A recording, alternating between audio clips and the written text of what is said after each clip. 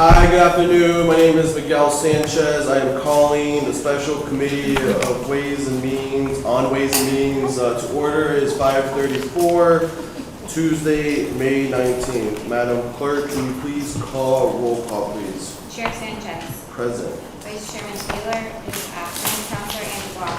Present. Councilwoman Graves. Present. Councilman Peterson.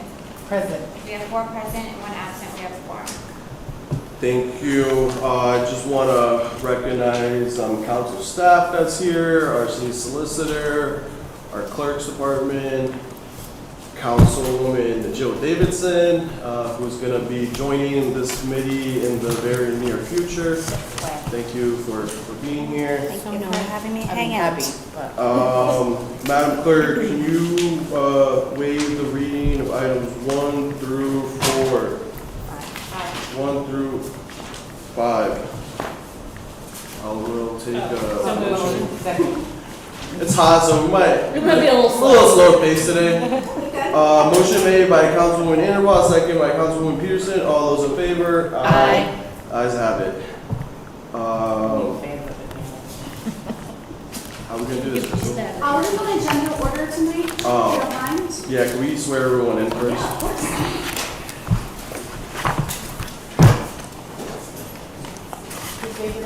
Good. Is there under penalty of perjury that the testimony you're about to give is the truth, the whole truth, and nothing but the truth?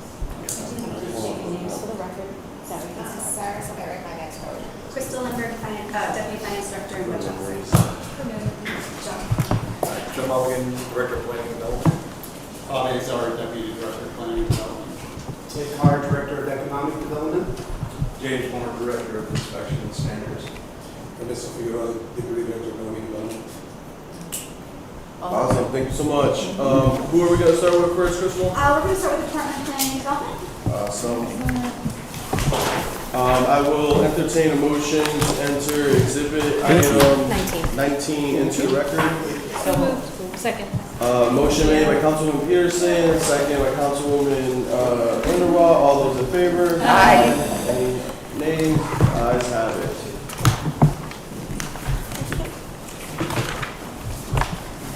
Okay, good afternoon. Members of the committee, I am joined today by Director Joseph Mogan and Deputy Director Bob Azar. Their budget details can be found on page 257 of your budget book. You're following along on there. And included in your packet is an org chart for this department.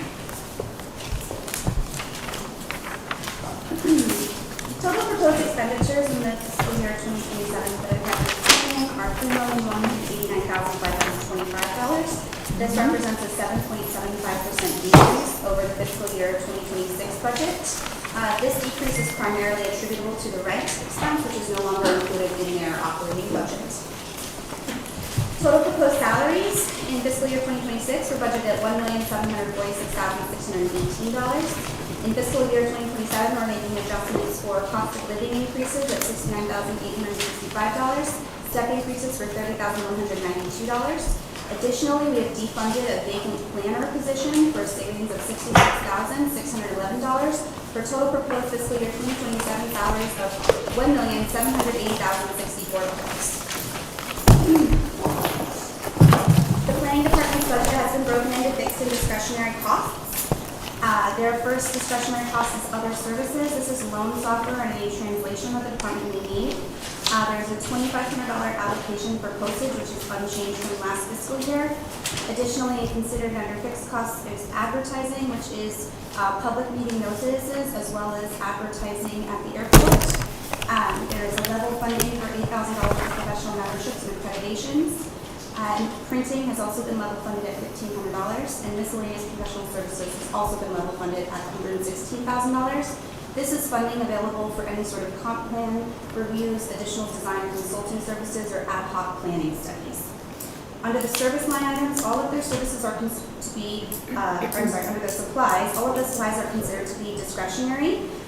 They have been level funded with the exception of rent, which has been eliminated due to the purchase of 444 Westminster. And the copier lease has been reduced, so rental of equipment is a little bit less than it was last year by about $500. This department did not have any contracts above $50,000, so we don't have a slide to review those, but the other remaining departments this session due. So Yeah, I thanks didn't so want to much. think that had it been accounted for, we just didn't have one here. Thank you so much for your collaboration on that. Yeah, of course. Just a quick question before we Yeah. continue. So, there's been a couple of departments before us that no longer have the rental expenditure. Where are we gonna see the debt payment for the purchase of the building? So we budget all of debt service in its own kind of department called debt service. So in the budget book, we would have talked about that during the budget overview when we talked about debt.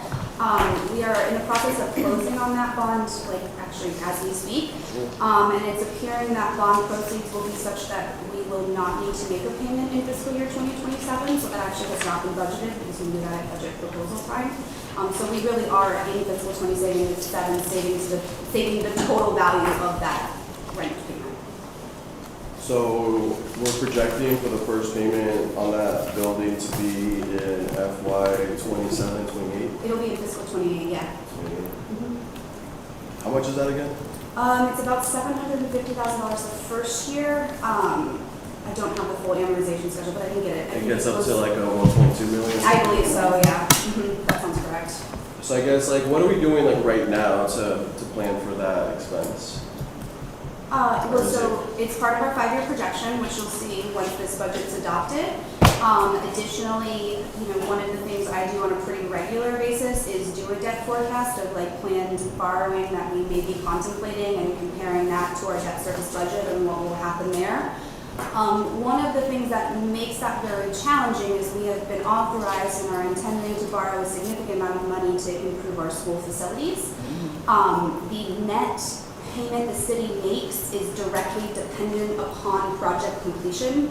And so right now, what I'm doing really is trying to figure out how we phase these projects and borrowing so that we're not in a place where we've borrowed $400 million but aren't getting the reimbursement on that $400 million until 3 years down the road.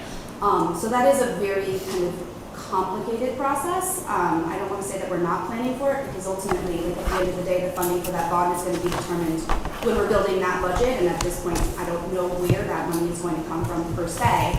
What I do know though is when we look at our debt capacity in our analysis, we're trying to figure out our best ways to kind of smooth that out. And right now in our 5-year projection, we are assuming that once this comes on, other debt will be falling off to level off that budget.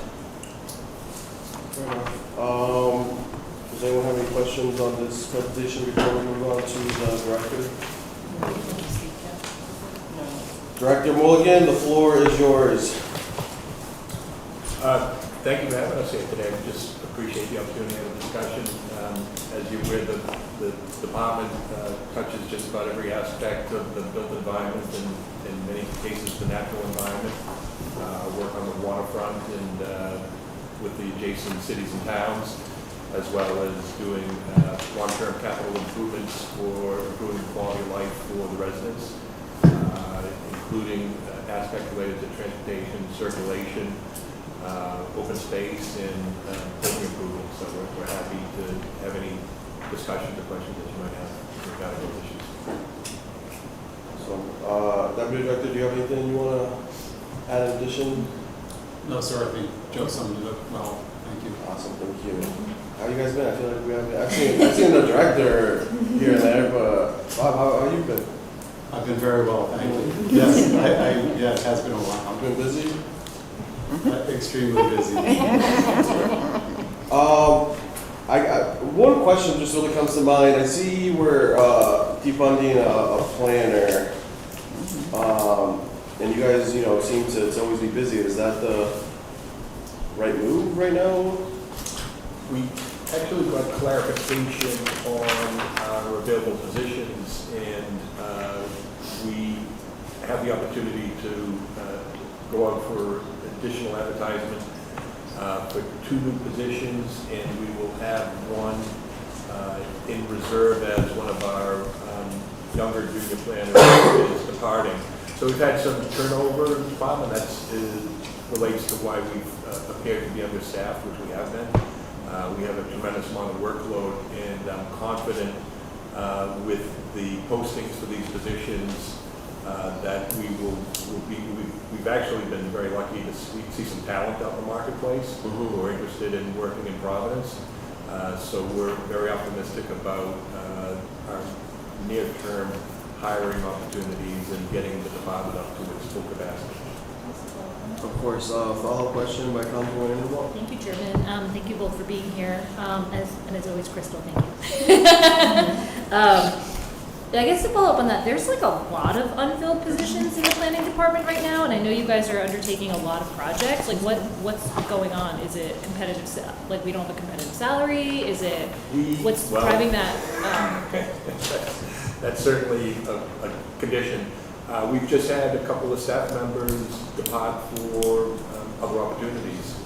I think that their time in the department was well served. They got a broad-based view of the industry and then found opportunities to their specialties or to their desires. Jess Lance and Kim Shea come to mind recently. Lev Simon is going to be leading us and does our GIS at the end of the month. But we're also recently did a new hire who was really fit into the department quite well with Honora Montano.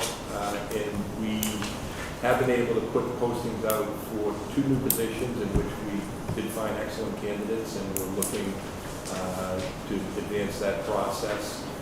So it's just a matter of transitions as people find their level and find their desired path through their careers here.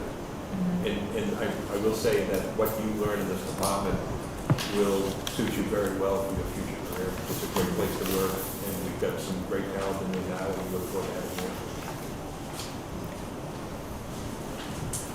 Yeah, I guess I'm just concerned. That's a lot of turnover, but that's. You want to say that?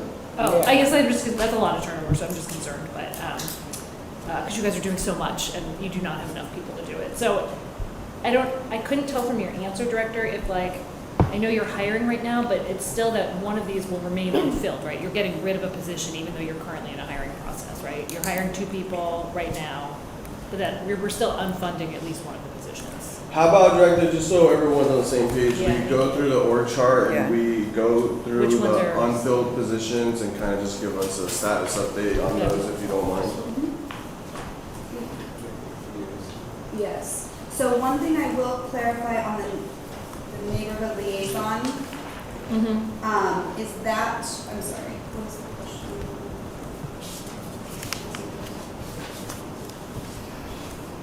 I showed something.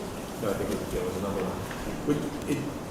In a nutshell, very recently, what happened is we had a senior level, we had 2 people leave, and because of the internal hiring process, we had an individual move to a position and then move to another position, and because of that rapid movement through the hierarchy due to recent vacancies, because of the process for going out for posting and interviewing and hiring is so long, we just haven't been able to keep up with the recent departures, but we feel that within the next month or so, we will be in return to our desired capacity.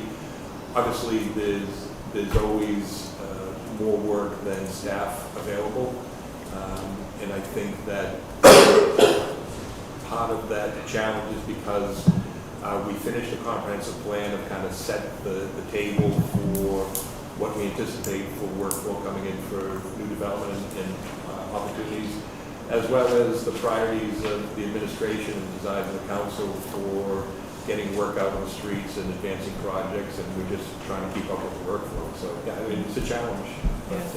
But also I will add, we are working very collaboratively with our fellow departments.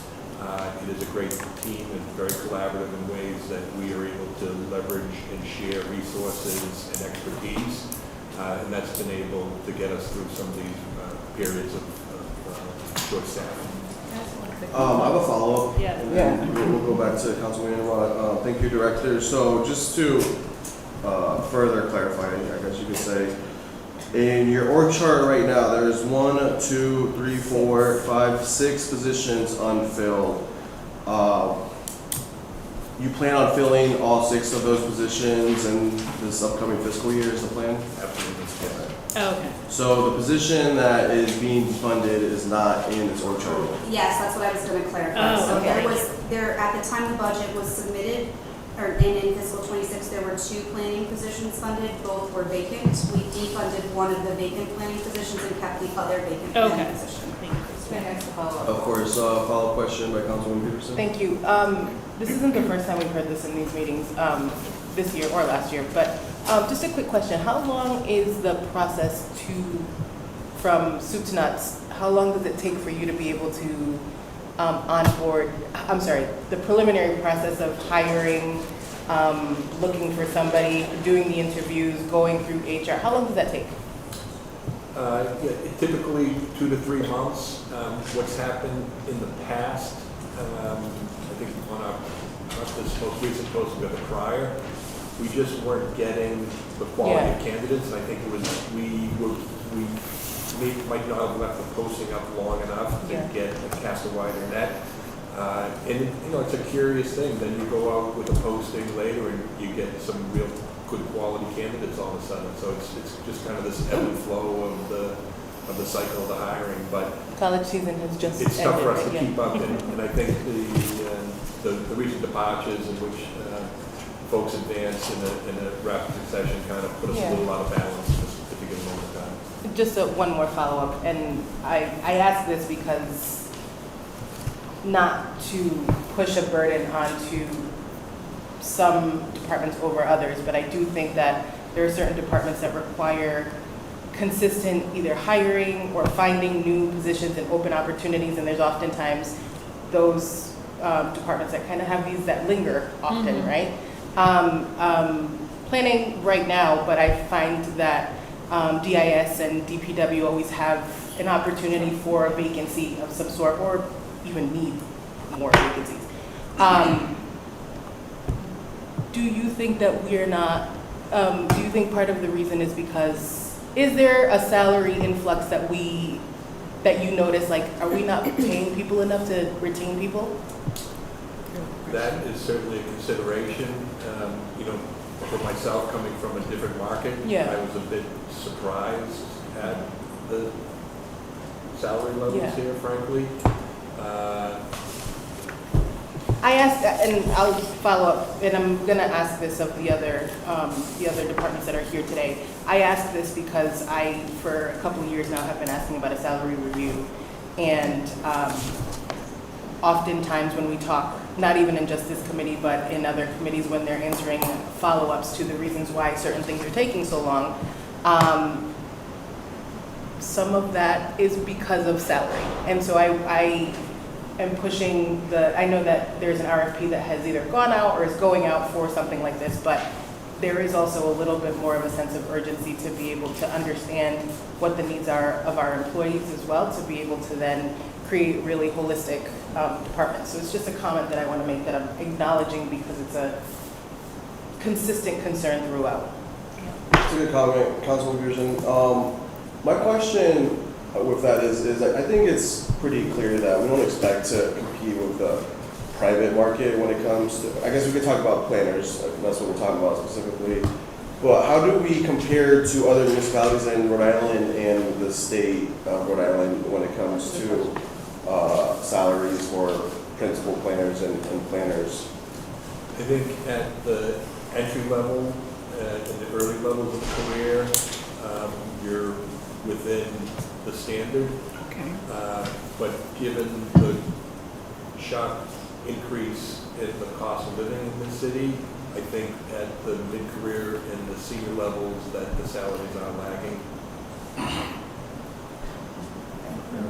Thank you. Of course. Yeah, just anecdotally, it kind of depends on, if we're talking about municipal planners, depends on the municipality. Some of the call it more affluent suburbs pay actually more than the city of Providence. We do see that, and there is they have somewhat of a competitive advantage. The state tends to pay a little bit more, or maybe 10 to 15% below the state. And I think the director is right, that, there is a bit of a a ceiling for the, mid-career at higher level. I appreciate knowing that, thank you. Do you have another question? You can switch. A segue, Yeah. but I think you might have had a question. Do you have something on this topic, Councilwoman Graves? Not so much because I think you all asked other questions that I wanted, but talk about. But you said you were getting help from the other departments. Which departments are helping you? While you're in this little. Because of the range of the work that we do, we don't do it in a silo or a vacuum. And on any given project, we'll have multiple departments that sit in. So, for instance, Cathedral Square, we're actively working with Parks and Public Works, who have some of the oversight there. We do a lot of work with public property, some of our lighting initiatives, and some of our property disposition aspects. We obviously work, regularly with folks in throughout this building. Economic development is a good partner with us on dealing with different strategies with businesses and other initiatives. So it'd be an easier question to ask who we don't work with. Okay. Pick off a few. But I'm very grateful for our colleagues in the other departments who collaborate with us, just based on the very nature of the work that we have in our portfolio. We are a better city and a better department with the work with our colleagues and tapping in their expertise, their knowledge, and on occasion, their abilities to procure services. Okay, and my other question Go ahead, Councilwoman Graves. is the last year and I think the year before, it seems like it's always the neighborhood liaison and or the community planning manager. That's the area where it is always seems to be the lack of things. Yeah, we have I mean, some Tim blind was- spots there, yeah. and we lost a good talent there, and sometimes it's really tricky how to replace that person because it's not, in that particular role, not something you learn in a textbook or in school. It's something that is derived from a deep understanding of the community and relationships and kind of a knowledge of disparate interests and concerns. On a positive note, we've been able to bring back some of that talent under contract services, which is also a legitimate way to support our department when we're below full staffing levels. And that has been a good service on occasion, but I fully acknowledge that we are a little bit short on our ability to service as effectively as we could in that capacity throughout some of the neighborhoods. Yeah, because I'm very concerned about that area because I think if you lose the voices of the people in these plannings, and most of the time we are basing some of the projects off of both of the information from the community. This is what the community wants. If we don't have people in there speaking to the community, we don't know what the community wants. So I'm kind of really concerned about that. Follow up on that question. Thank you, Councilwoman Graves. Is someone taking care of the responsibilities that the community liaison person was doing? We have some long-term staffers and a new hire who have deeper roots and connections to the community.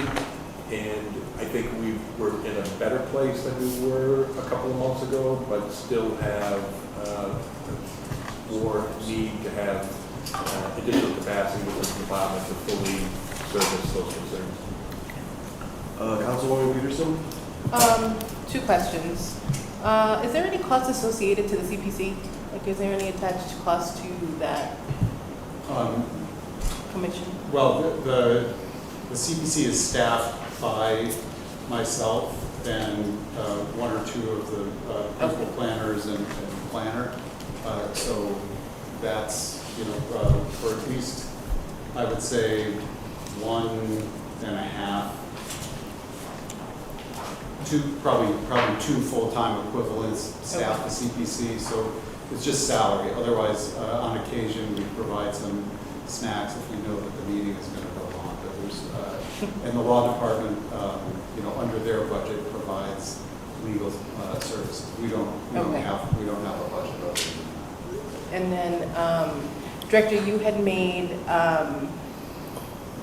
note that part of the balancing act is also including the administration's priorities. Can you talk a little bit about what those priorities are?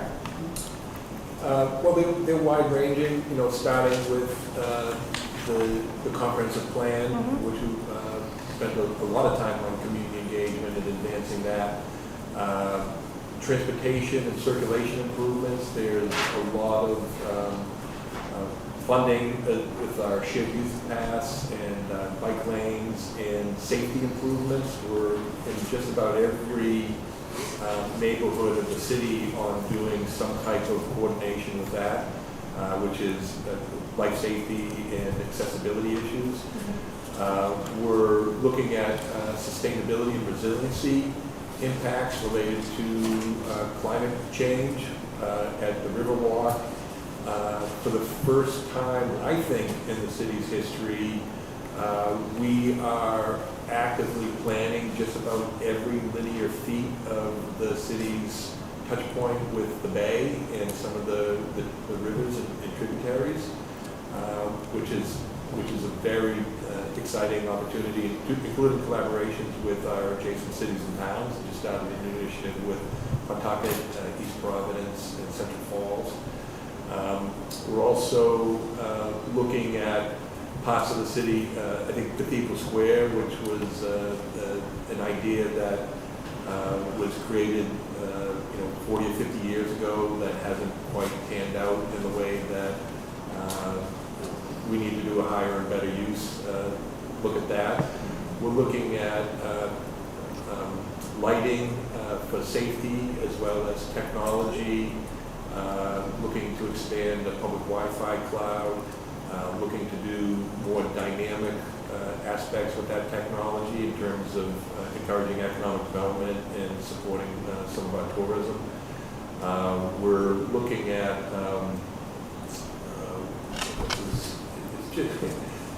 it's just about every and obviously how it relates to economic development. We just went through a master planning process for the port area and how that correlates to health, safety, welfare, as well as economic development strategies there as well. Housing is a priority in all aspects of what we do. The department coordinates with the Affordable Housing Trust Fund and our colleagues in housing, but finding ways to bring, I would argue this is probably one of our greatest priorities and some of our largest focus, is getting more residential units built in more places, including accessory dwelling units at all scales, at all price points, in which we can conceivably encourage development across the city. Kind of a follow-up question. Director, how many ADUs have been built up to date in this current year? It's been a handful. The challenge with the ADUs is the small size of the lots throughout the city and where can you put additional capacity.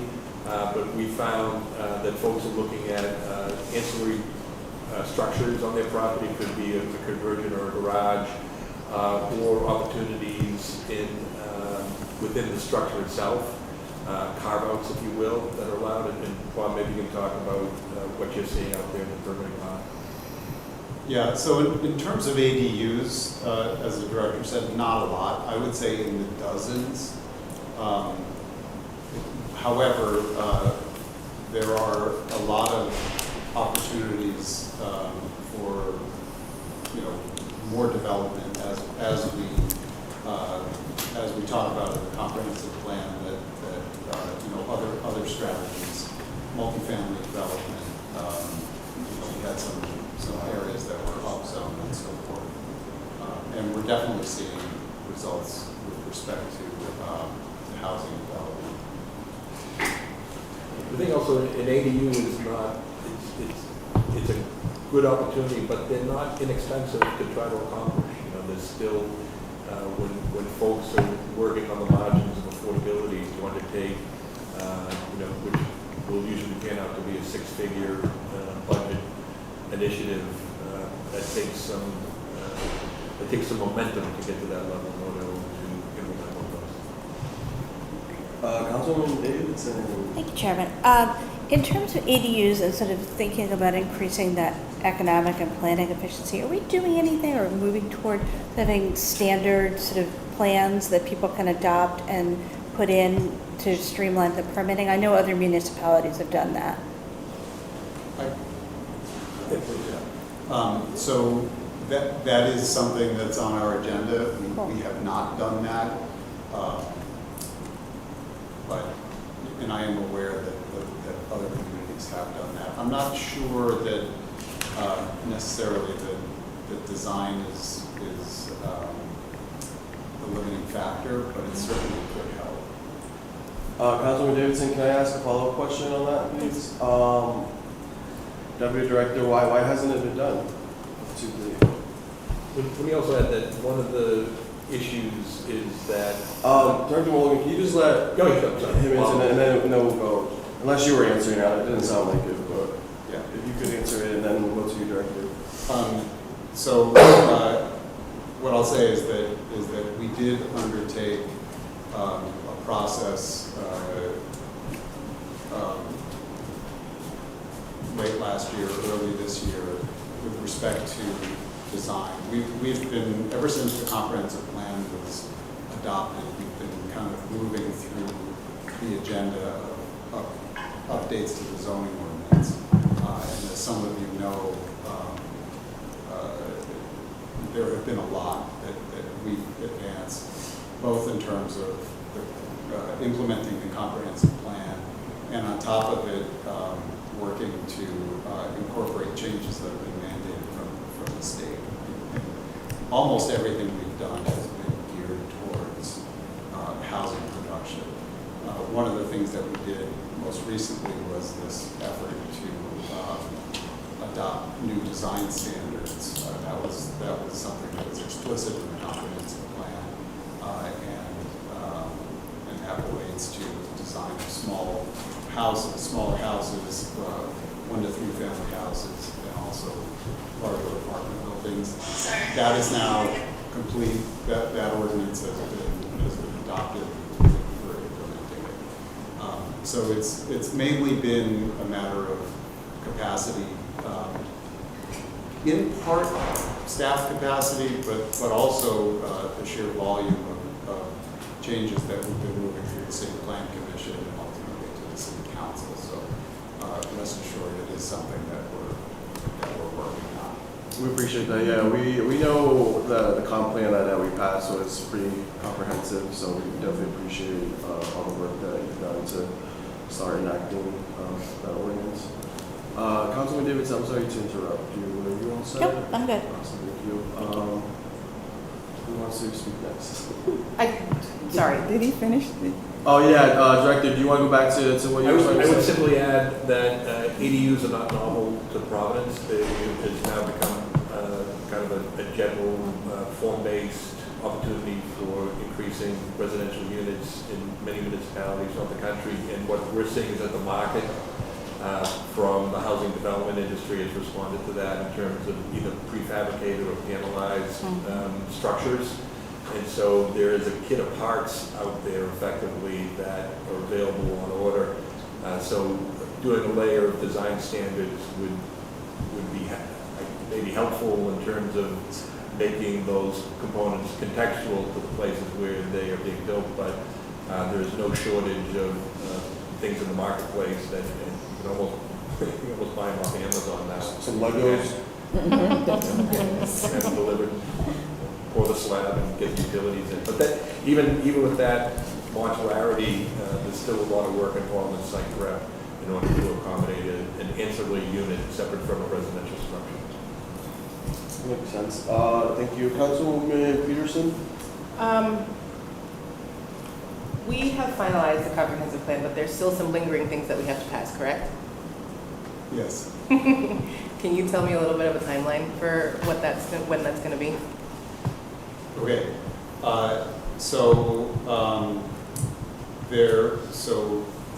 There's board zoning. There's parking.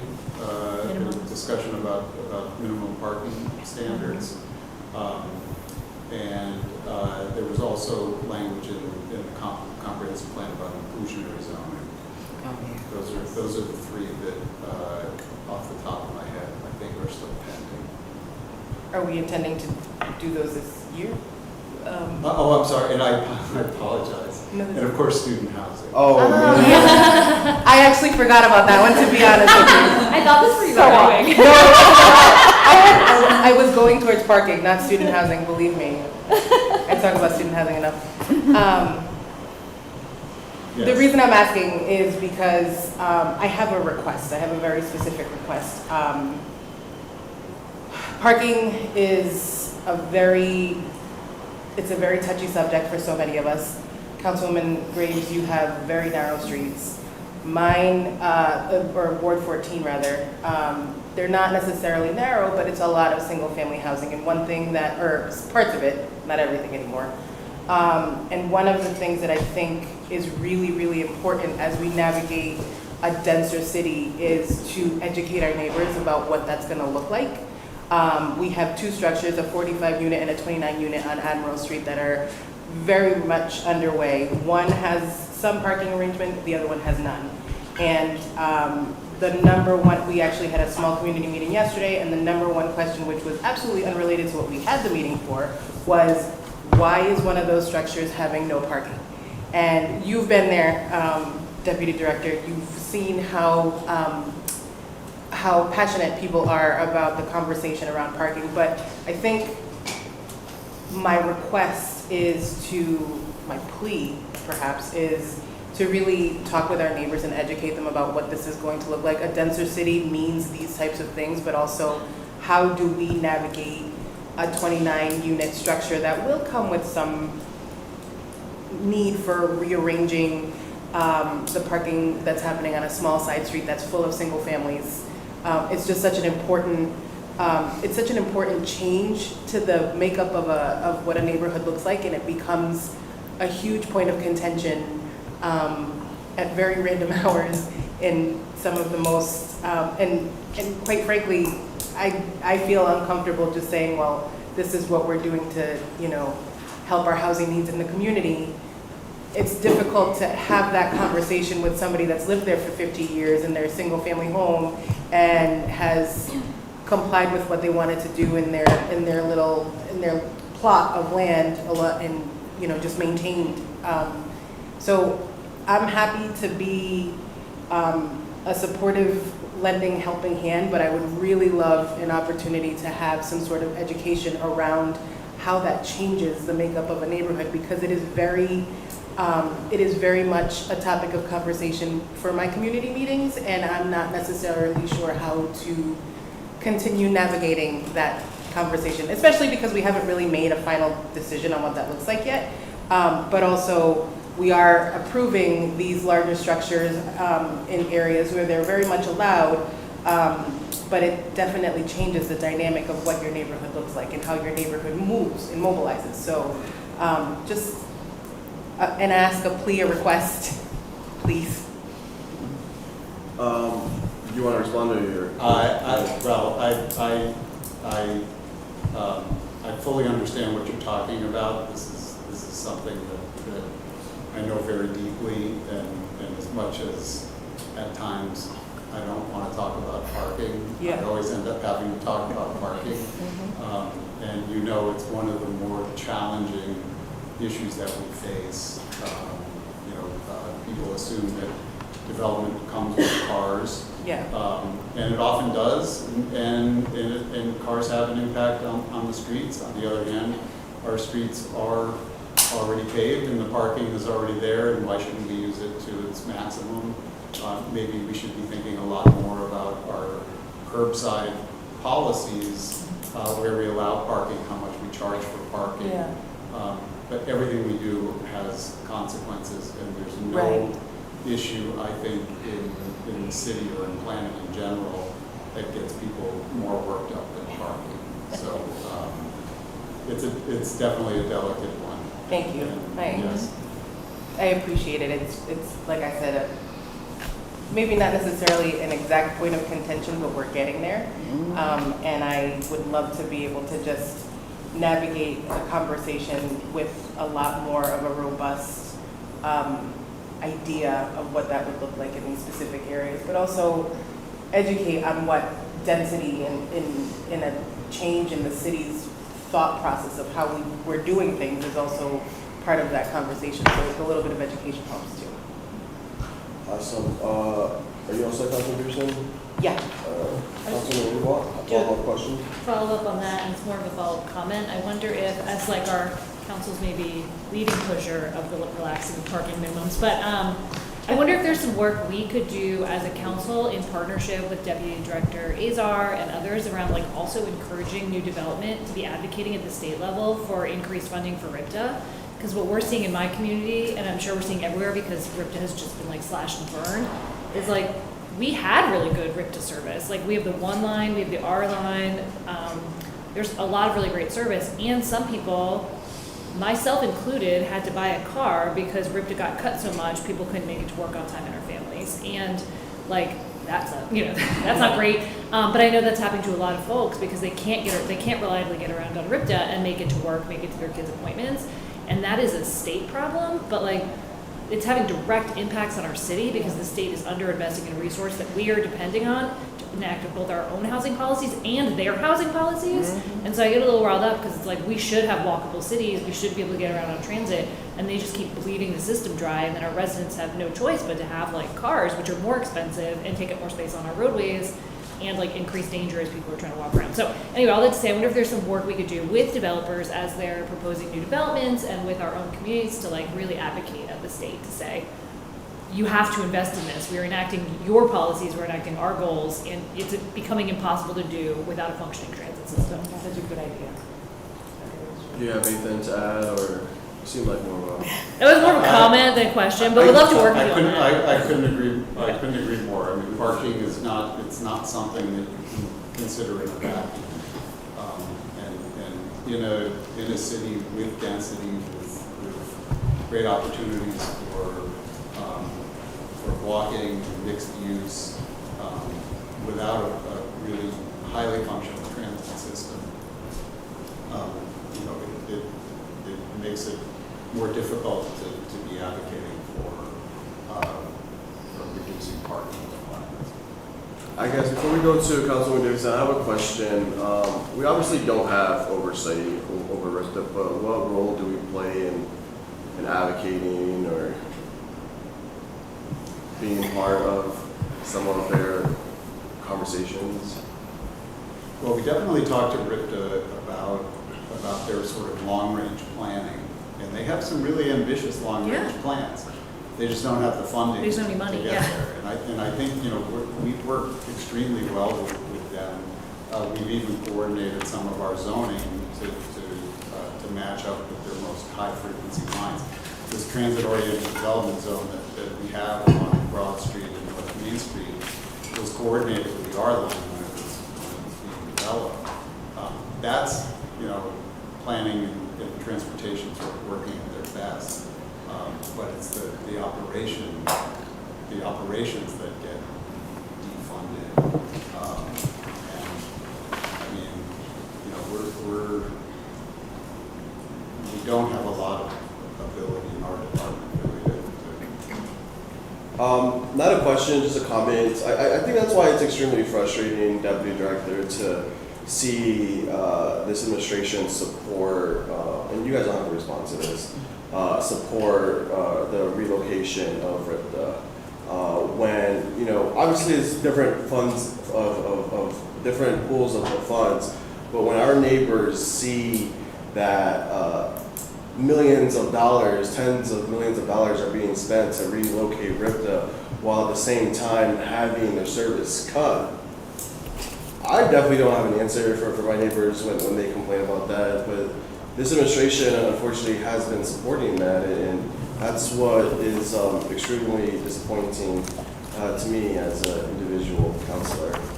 Like I said, you don't have to respond to that. Councilwoman Davidson. Well, I'm not exactly along the same lines, but I am sort of, not asking about sort of the planning and economic impacts of expanding alternative transportation. I mean, certainly I know that your department supports that and has the capacity to make that happen. I have a family member who is moving from where we live to elsewhere, and because there is much more walkability, bikeability, and actually access to RIPTA, they're going from 2 cars to 1 car. I would love to see that happen all over this city. It's awesome.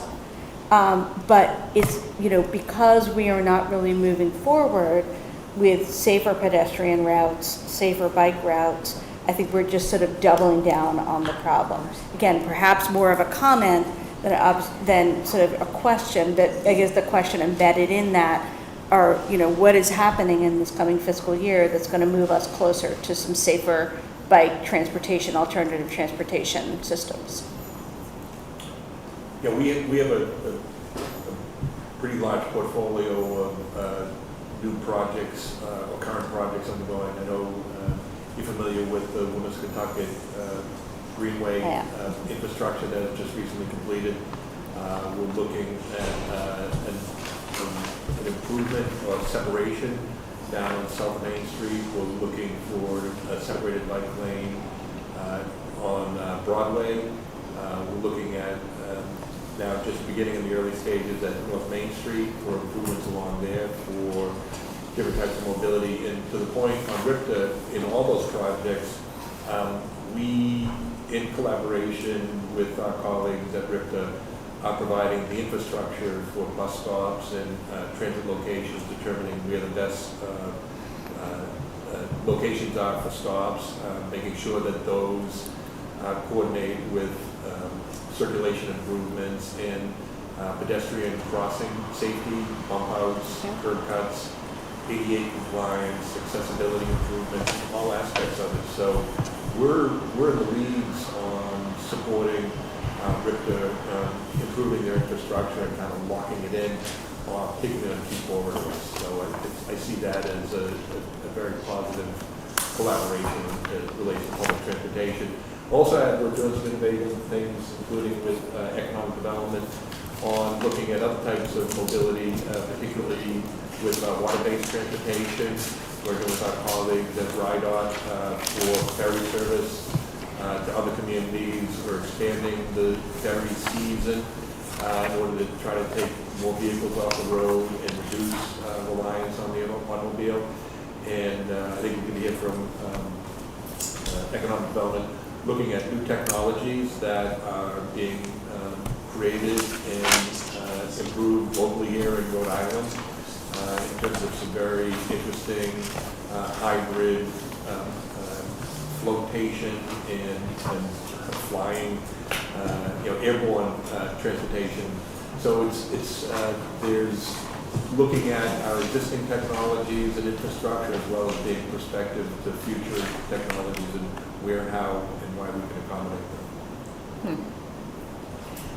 I'm not gonna, just for the record, I don't think I'm gonna get on the flotation one, but. Hold hands. However, going back to the transportation, I think we have to also realize, again, some of our wards have very narrow streets. Everybody wants to talk about the bike lanes. We don't have any space for bike lanes.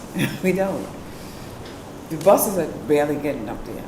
My problem is, yes, we definitely need the buses going. Because at one time, we did have a very robust bus system. Right thing in the right Yes. You know, Douglas Avenue ran, Smith Street ran, Admiral, I mean, constantly. Now, they're not doing that. And they ran on, even though Douglas and Smith and all those are main streets, they are, they go all the way through. They get very narrow, trucks don't, they get really, really, really narrow. So, we really, really need to go back to the transportation, being what, doing what they're supposed to do. That being said, we have no place for cars to park on those streets, on some of those streets, because they're so narrow already. And we're building these houses again. We know we need housing, but we're building housing, and we know that the people that are already living there have no place to park, because when I was coming up, the 2-decker and the 3-decker, a lot of times there might only been 1 or 2 cars in that driveway. Now, there's 5, 6, 7 cars for that one house. And now we're talking about putting a building up beside it that might have 40 more apartments. So yes, there's gonna be fights and disagreements and disputes all about parking. So I don't know how we're gonna get around it, because we're taking a city that is not a big city. It's not a huge metropolitan area. And we're trying to make it so, because we need the housing. I don't think any of us around this table is gonna ever come up with a solution for that. We might. Yeah, you're pretty smart on that. You guys are, but you're not gonna come up with a solution to where you're gonna We get all don't buy these cars. person. Unless they're all floating up in the air.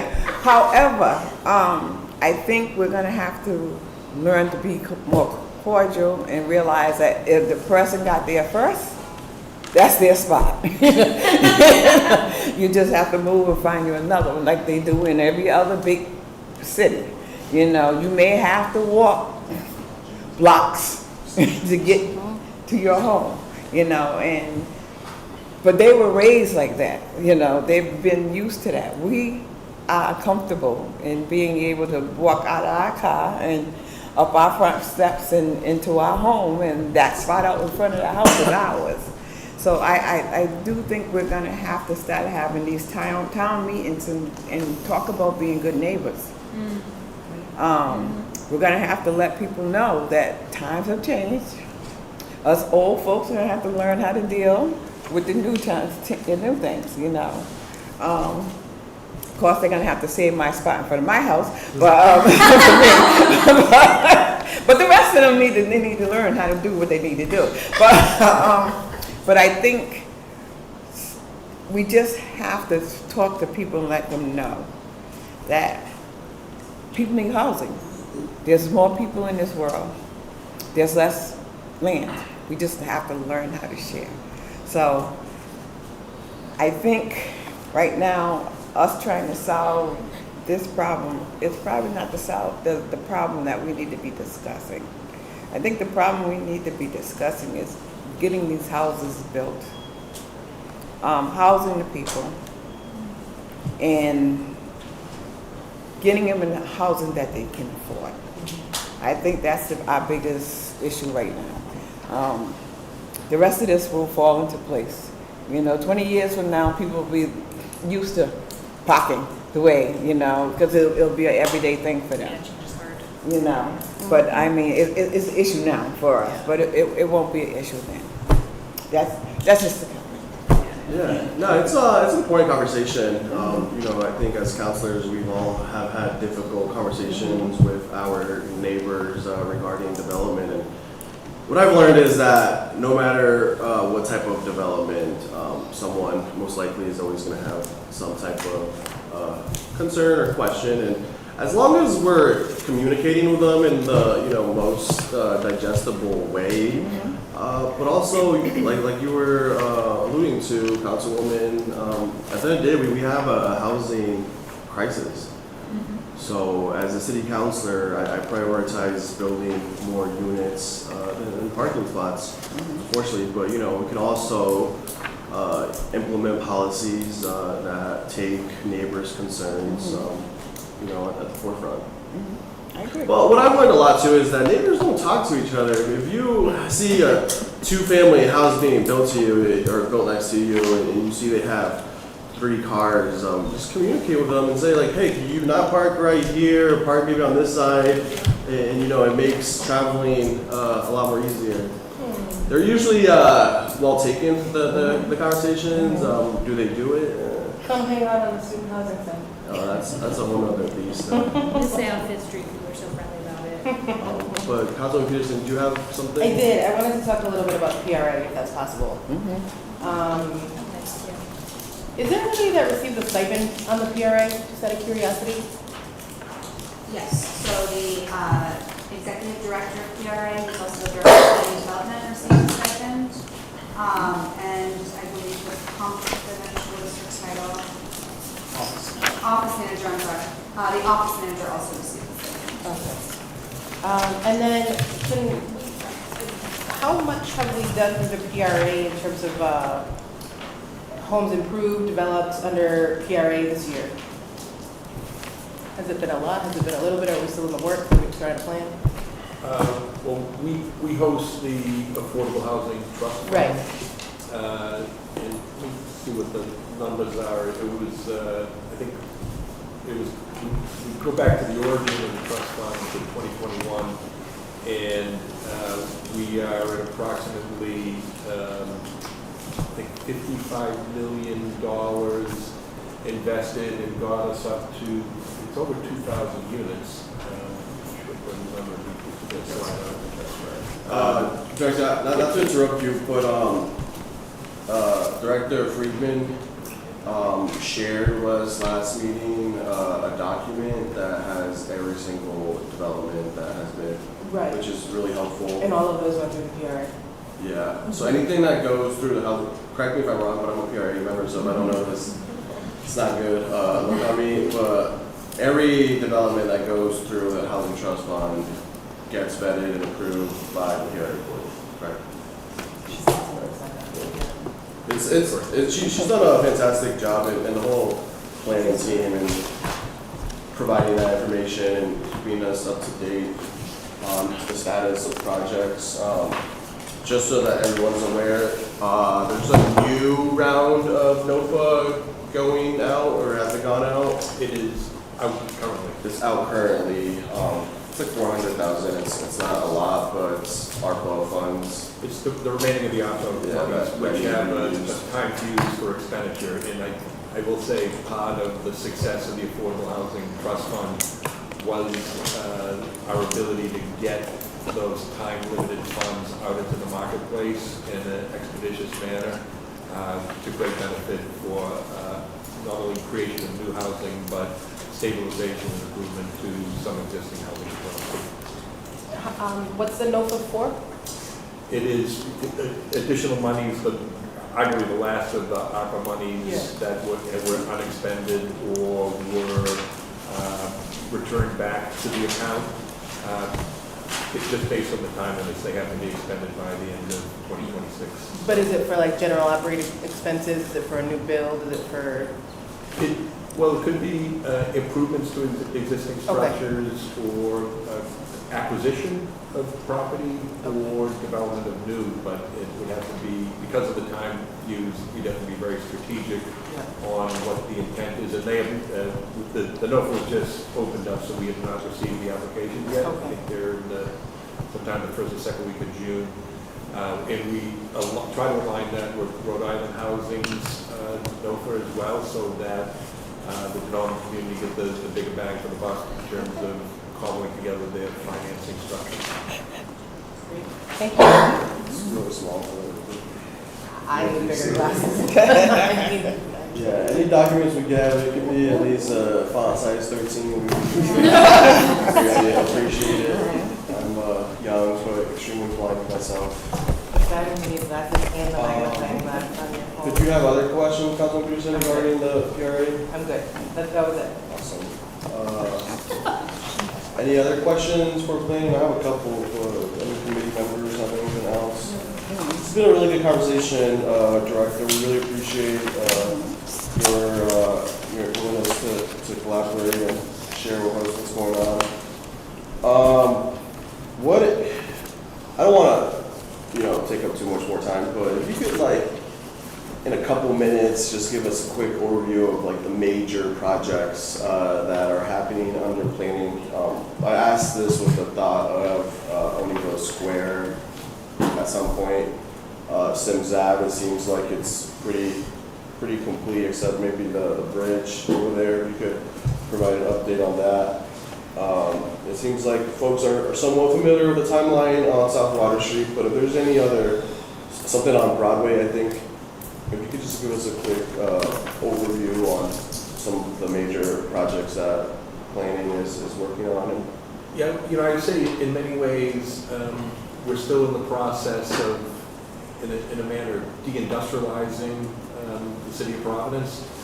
There was a lot of legacy infrastructure and other types of environmental concerns that I think we're taking a fresher, more progressive look at how we use our existing waterways for improved connectivity. The city never got what I kind of call the Olmsted treatment, where there was a very comprehensive open space planning that helped connect neighborhoods and create vibrant open spaces. So one of our goals is to do that by looking at, and it's a fierce competition for space, particularly on the sidewalks and roadways, but finding how we can carve out space for multimodal shared use while retaining as much on-street parking to service the residents as well as the businesses who we hear from quite fervently, and create that condition for safety as well as what we call universal design, in which folks who either have accessibility issues or simply aging in place and want to have the ability to live in a more walkable city, but also one that's more connected. So we have those improvements recently completed on Winooski, Kentucky. We mentioned South Main, Broadway. We're collaborating with RIDOT as they finish some of their major highway infrastructure work, and we're coming in and doing kind of a more, what I would argue, a more humanistic approach to connectivity. We're looking at ways to strengthen the later half of my career has been focused on undoing a lot of the ills of urban renewal. You can have a very full, long, robust career undoing the damages that were done in the 50s and 60s and 70s that were primarily focused on servicing the automobile. And how do we get back to a denser, more cohesive, connected communities that have housing and price points for all, that have adjacencies to amenities and services that help define and improve the quality of life for the people who live here, paying particular attention to if you want to create a city in which it's good to raise a family, to provide those services and amenities that are good for youth and children as well, and some of our collaboration. And where are the points of opportunity that I don't think the city's spent as much attention as they could. And I think that connection to the Bay is a great pinch point, if you will, for the community. So working with the South Side and how do we get a touch point to the Bay to, I'm sure there's children and youths in this community who may have never been on a boat or touched the water or might not even be sure where it is, and I think that's a tragedy. And then how do we work to improve the environmental conditions, not only in our soils and our water, but in the air that we breathe. So there's really no limits to the way that we touch the community, and that we are not constantly thinking about ways to improve with the only limitations of funding and time and personnel and resources. So with that being said, we're out there everywhere, every day, at all times, and I'm grateful not only for the staff that do it with our department, but being able to work with the city council and your staff, who I think are wonderfully collaborative, who give us insights into where the priorities might be and where the urgencies lie with your constituents, with the community. I think at this moment in time, it's been a delight to work collaboratively with everybody, not only in this room, but again, as I mentioned, with other departments in the community itself. We appreciate that, Director. Actually, I have one last question. So the city council, through like the process, has been transferring a lot of properties over, maybe not a lot, but definitely some properties over to the PRA. Once they're at the PRA, is there any level of collaboration, or once the PRA has it, that we, I guess, do whatever we need to do with that property? I know Councilman Pichardo, I think, had a property transferred at some point, and he had a desire to see some type of affordability component in that project. But I guess just the question is, if council supports a property to be transferred to PRA, is there any level for collaboration on what happens to that property? We are restricted in the disposition of property based on an ordinance that requires us to achieve the highest market value for that. So I think it would have to be some special consideration prior to the transfer. But we are obligated to get it to the marketplace at a point of redemption that is established by statute. So it would require some very early action items prior to that occurring. Makes sense, thank you. Any other last final questions, Councilwoman Anwar? Thank you. This is just a quick comment. A big thank you to Bob. There were 2 properties that recently came up on North Main who needed like minor zone stuff, and Bob was on it like, I think as soon as I like thought about asking Bob about it, he had already like somehow into it that I was about to ask him about some North Main properties. So just full appreciation. I'd like to echo that. I think of things and Bob comes in and says, hey, what about this? Yeah. I was like, oh, what about we have to update the zoning? He was like, yeah, I already sent it to their architect. I was like, oh, okay. Another question. One last question, No comment. You said you lost Tim. Tim was a very great asset you guys had. The community is definitely going to miss him.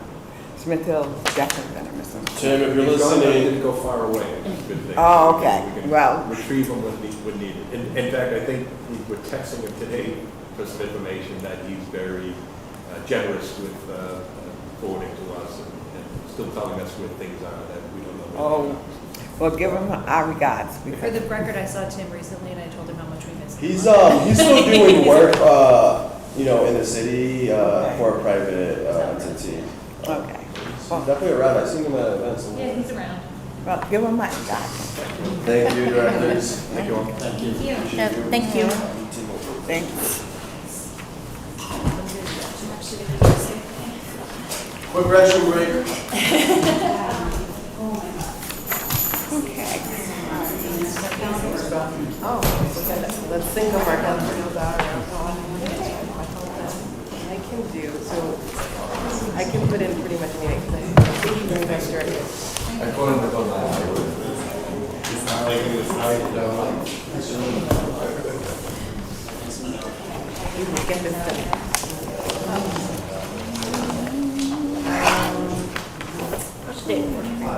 Yeah, I'll say, or you can just go. So the first week is all graduations. That's Thank you. I'm only going to, I don't have any more time. Thank you, Counselor. Bye. Thank you. Yeah.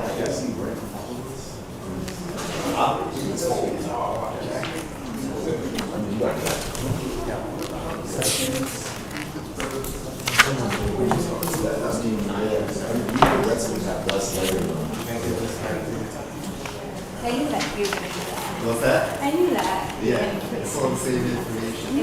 Times 8.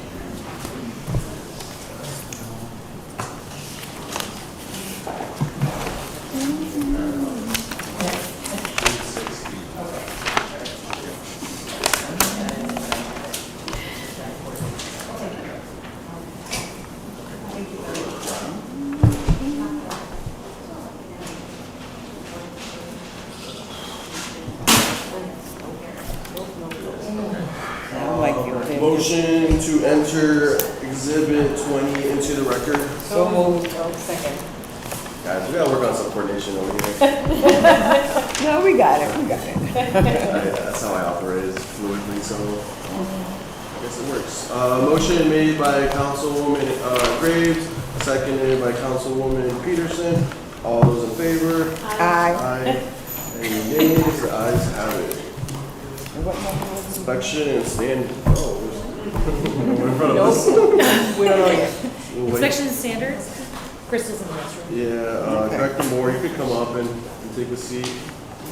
Hi, directors.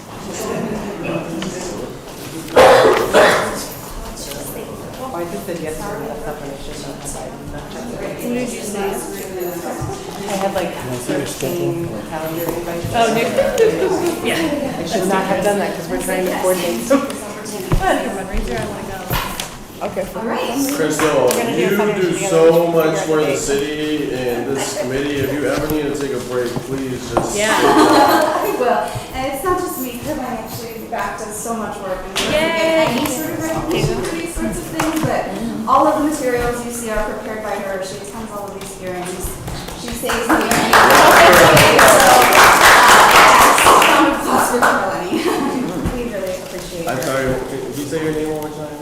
Carlene. Carlene. Yeah. Also Providence resident, so. Yeah. Love to have her on the budget team, yes. Well, thank you for everything you do. We appreciate you.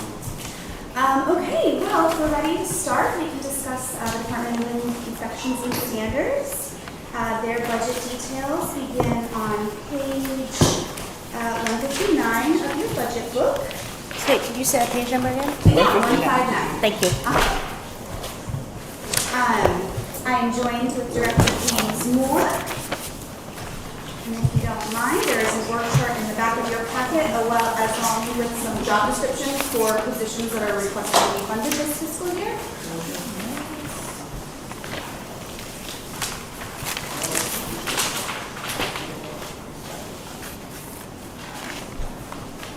If you don't mind, I'll go ahead and get started. Yeah, we're ready, Crystal. Wonderful.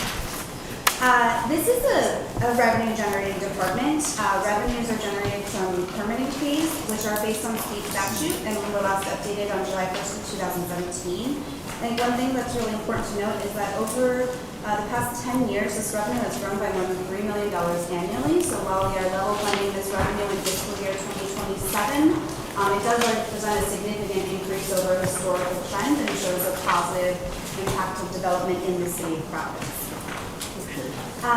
The bulk of this part is a multi-division department. However, only the building administration department has service and supply line items. So we put together a chart that kind of shows by division what the total proposed budget is.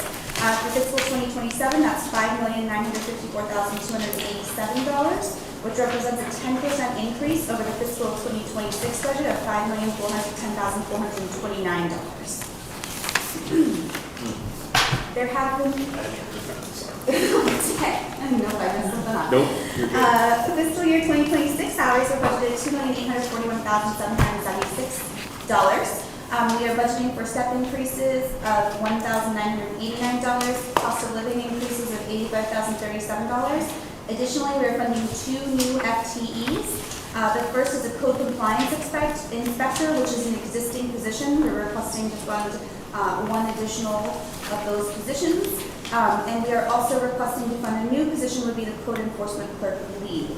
And the cost of that position is estimated to be $69,000 for total fiscal year 2027 salaries of $3,066,249. This department's budget has been broken into fixed and discretionary costs. Their first discretionary cost is considered is postage, which is necessary for mailings for the boards and violations. Advertising is considered a fixed cost. It's required for their hearing notices, and we are budgeting a $5,000 increase here. Dues and subscriptions are professional memberships and code books and have been level funded. Printing is self-explanatory. Private contractors do have a modest increase. This increase is attributable to document scanning that the director has been working on. This is a phased initiative, and so we can kind of get into the details of what that looks like, but we are very excited about that project. It also includes funding for the constable and title searches, which are their large contracts, and you will see on the next page. Court reporters have been reduced by a little over $3,000 based on trend. We have increased office supplies, again, based on trend and additional FTEs we are adding to this department. Uniforms and wearing apparel have been level funded. Rent has been eliminated, and repairs to office equipment have also been level funded. There are 2 contracts in excess of $50,000 in this department. They are both budgeted at about 53401. The first has gone through Board of Contract and Supply. It was awarded to Longros Law, and it is $200,000. It's up to $200,000 annually for title searches and is competitively billed. Additionally, there is a contract this year with Sole Source Construction, which we anticipate to execute an additional contract for fiscal year 2027, and they do boarding for unnecessary. What's the historical trend on these 2 expenses? Like, is it pretty similar to what we're contracting them for? Yes, it is. I think boarding typically goes up above 100,000. I think it'll be probably closer to 200,000. This year's contract started mid-year, so we had executed this contract in December of 25 to get us through the end of this fiscal year, and it's my understanding that you're going out to bid. Are you going out to bid again? I went out for bid and Oh, okay. I'm going to select with option. Okay, wonderful. Yep, so he's already gone out to bid for next year's services, and we'll certainly be making a Let's give selection. some quick follow-up questions. Councilwoman Inderwald and Councilwoman Pearson. Thank you. I guess my question on that, I guess I have 2 questions, if you mind. And one, thank you, it's good to see you, Director Moore. How have we already gone out to bid for Longros Law if the budget hasn't been approved yet? So typically we go out to bid, especially for a multi-year contract. What we will do is we will notice that the second year is pending budget approval. So we will award the vendor a 2-year contract. Should the budget not be approved, we would need to rescind a portion of that contract. Okay, can I have a quick Of follow-up? course.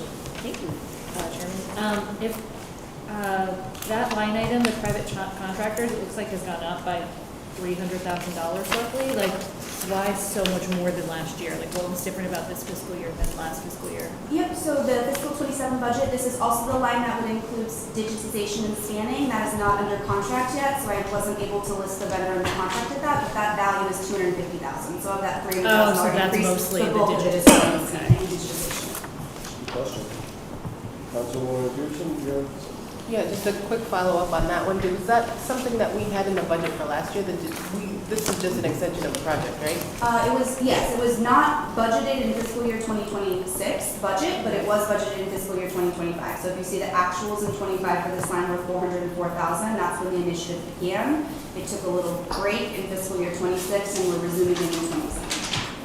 And then, just another one. What are we boarding? What are we boarding? Yeah. Buildings that burn, vacant Okay. buildings. So what we do is if it's imminent danger, Yep. we give them 10 days. If they don't board it in 10 days, we do it. And then we leave the property. Okay. If it's not imminent danger, actually reverse that, sorry. If it's not imminent danger, it's 10 days. If it's imminent danger, they have 48 hours. Okay. If they don't board it, we board it. Yeah, just a quick follow-up. And is the vendor, has ever used sole source in the past? Is that? They're the most responsive. I was gonna say, that was my question. Are they capable of getting to it within the 48 hours if the property owner? He came out on Christmas morning. Oh, wow. Boarded the place. We gotta send him a Christmas card or something. Sole source. I apologize. I'm sorry, do you have another question? No, I needed the clarification because I interpreted boarding a different way. Oh, okay. Not like, Not like actual Yeah. putting up, yeah, sorry. Director, you wanna demonstrate on the road? that was pretty good, right? 50 cents. I work for a boarding school, so Yeah. that's what I was Yes. assuming. I was like, Yeah. what are we doing?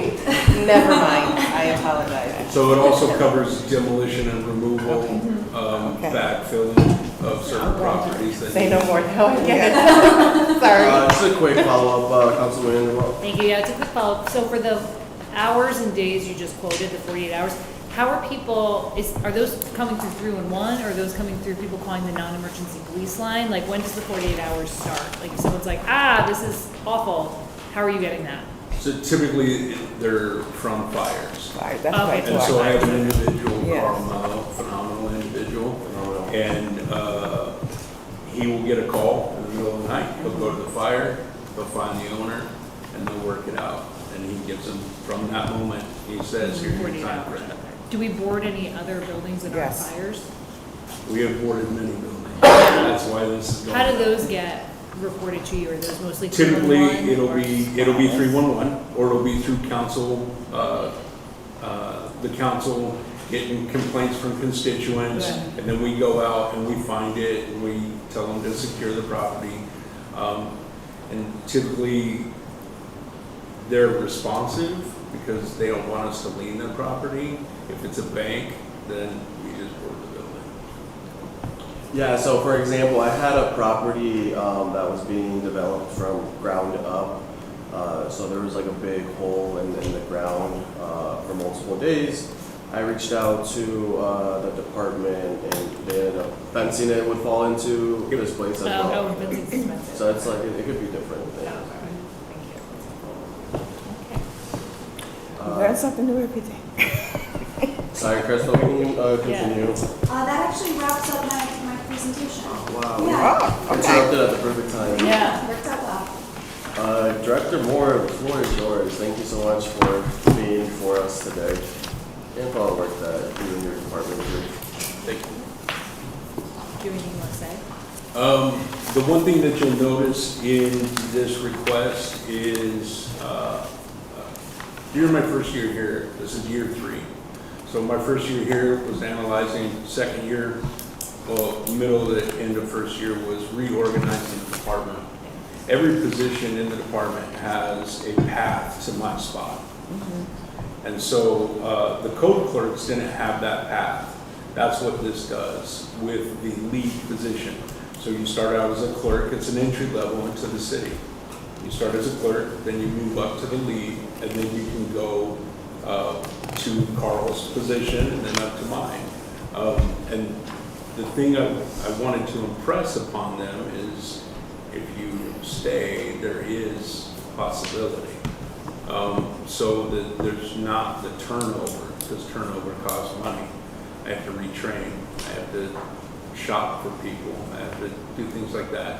When I first started, I can say that I would have 8 applicants when I would put out for a position. I get over 100 applicants now Oh, wow. for every position I post. People want to come work for you, Director. Yeah.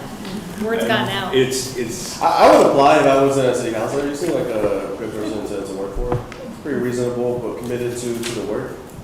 very committed, very committed. And my team is very committed.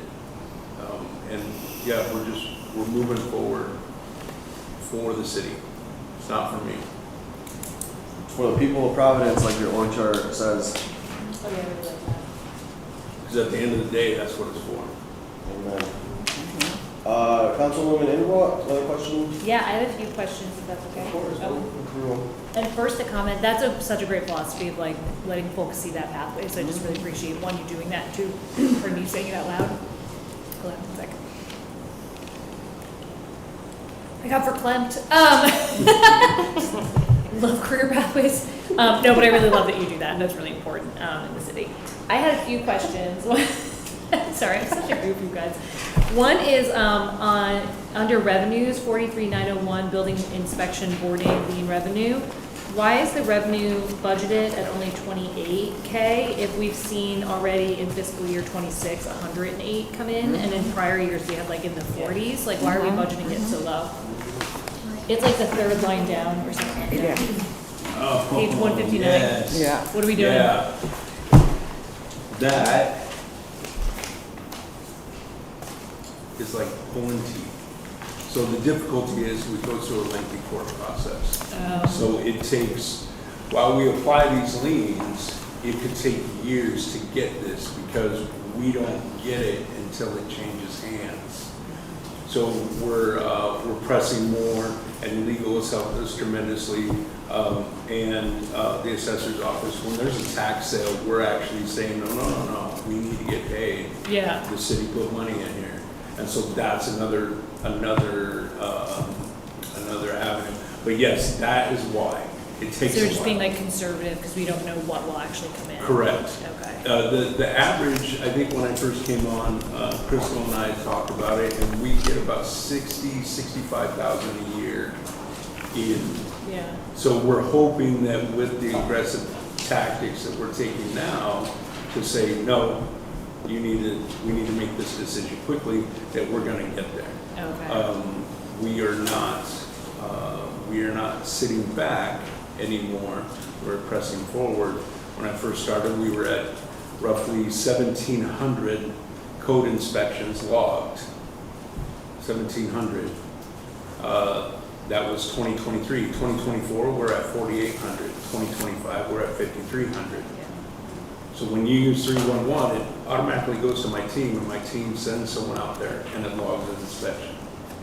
Okay. And so that's why, but yes, It takes, so if we end up getting, I guess maybe this is more for Crystal then, if we budgeted at 28,000, but we end up getting like 110,000, where does the delta go? Let's just say that, in theory, when we're looking at these revenues and inspections and standards, I am not necessarily checking if we're on budget at the total by line item, particularly because it's really hard to predict, like, how many electrical permits will be full persons, you know, whatever kind of permits are out there. We're typically looking at that bottom line.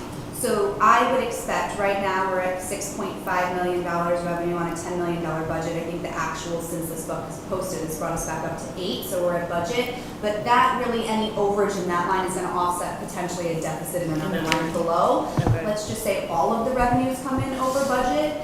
That's just additional funding that goes to the bottom line and rolls into the rainy day fund at the end of the fiscal year. Oh, okay, so it goes into the ring. Yes, exactly. Any budget line in general, let's just say we have an expenditure, we budget for $1 million and we only spend $500,000, that extra $500,000 either gets taken up by other lines that have gone over budget or just rolls to the bottom line. Okay, thank you. I think I have another one. to add to that, the liens go back into the department. Fines and fees will go into the revolving fund. Oh, okay, oh, great, okay. So we do separate that. We pay back the city for when we expend actual resources But the fines and fees would go into the revolving fund? to the revolving fund. Oh, great. because We want to fix homes. Yeah, oh, that's good, okay, I'm glad to know that. And I believe it's required per state statute. It is. Yeah, so that, all of that revenue does, it goes in a revolving fund, that fund revolves, and they do the home repair program, Yep. some of those Yeah, funds. Lisa Freeze and Kevin worked on that for 10 years and got that. So, Yeah. This was not gonna be my question, but how is the revolving fund going? Because I feel like every year it gets like expended so quickly, where is it at? It is, we're working on it. We have a waiting list, and we do. That's always gonna be there until, Yeah. the city's back to square one. But I know that the mayor has worked with me in some movement of funds, and I don't know the exacts on how we're gonna do that, but he has told me he's gonna give me money to make sure I bolster that, because I don't want it to go away. Yeah. So if we have to find another way, we'll find another way. But I think we've talked about this one. Yeah, this is an important one. Absolutely, Yeah. absolutely. And I assume when you find that way, it'll come back to this committee for discussion. Yeah. Presuming it's not been appropriated for that purpose already. Yeah. Yeah. Hopefully at the appropriate time in a year or two later. I know it's not that. I think Sue, Councilwoman Can also I has. finish? Okay. Unless, is yours a follow-up question? on- No, it's a myriad of questions, so please. Oh, okay, I'm almost done. I have 2 questions left. You got all night. Oh, yay. One is on page 166, in the plumbing, drainage, and gas piping section. The salaries line item has jumped like a lot in the last couple of years. Like what's up with that? So the state requires that you, to do mechanical and plumbing, you have your licenses through the state. To get that, you gotta take someone out of the field.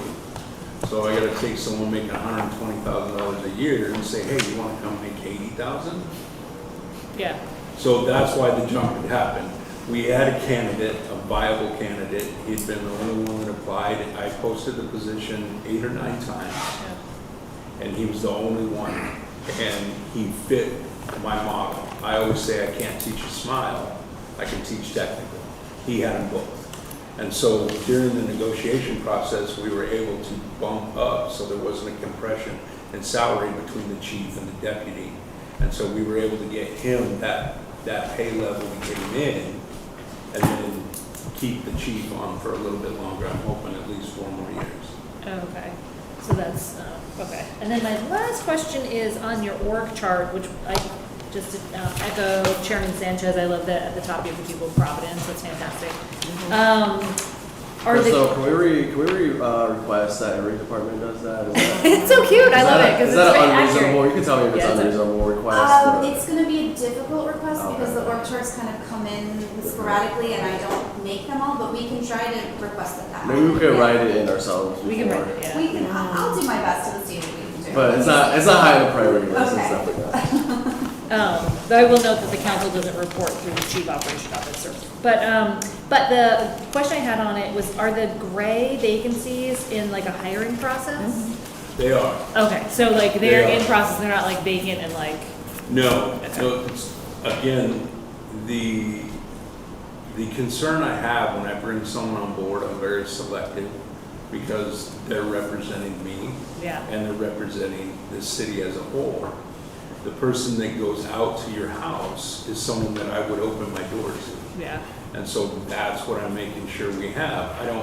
I don't want someone going out to the house that I would question.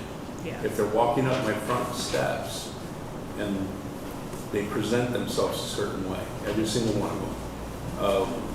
And so with these, some are newer, some are new vacancies. One's an older one, but one is a newer, 2 of them are newer vacancies, I should say. The admin coordinator and the electrical inspector are newer vacancies. The building inspector, right now I can't demonstrate the numbers to fill that, but if I'm able to find a viable candidate, Yeah, then I would be able to justify that piece. Because the seniors are all towards the retirement age, and so I would be able to backfill confidently with the training and experience of the people under me. okay, cool. And just because she never is in front of this committee, I just want to also shout out Alexis Thompson is so great to work with, so I just want to on the record Alexis? say, thumbs up, Alexis. Absolutely, Big fan girl. absolutely. Yeah. She's yes. never here, so I can't say that to her face She on is, the record, yep. but we'll say it to you. You're her boss. She is phenomenal. Those are my questions. Great questions. Councilwoman Peterson, do you have some or? I do, and they're gonna probably kind of jump a bunch of different ways. First, I'd like to start with the home repair fund. Director, you had spoken about the mayor offering some funding for this particular fund, and I find that it's one of the most important things that we can provide our neighbors. Yeah. I actually had proposed an ordinance, was it last year at this point?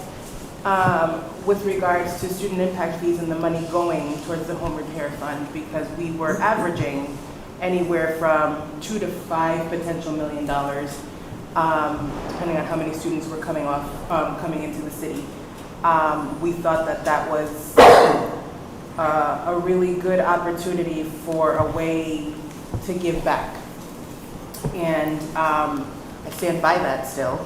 However, that being said, the mayor is also proposing a rent relief fund. And my concern is that we have so many additional pockets where we have need. Yeah. And I'd be remiss if I didn't ask how much we're considering appropriating for this, because it's actually, this is probably some of the more important thing. They're all equally important, but this is also extremely important, as affordability just doesn't happen to renters and tenants, it's also happening to our single-family homeowners. It keeps people in their homes. Right, and so I wanted to ask if you could tell us a little bit more about what your projection of need might be, or maybe start with how many people we've supported in the last year with the home repair fund, even though we have a waiting list, And how much do you anticipate you actually would need for the home repair fund? So the home repair funding, I know the mayor had done an announcement of giving us 500,000. Yep. I think we're at about 400,000 in the bank right now.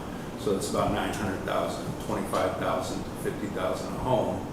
That doesn't include what the state can kick in. I think they have 7 million they were allocated for their revolving fund, but that revolving fund can be used in Providence as well.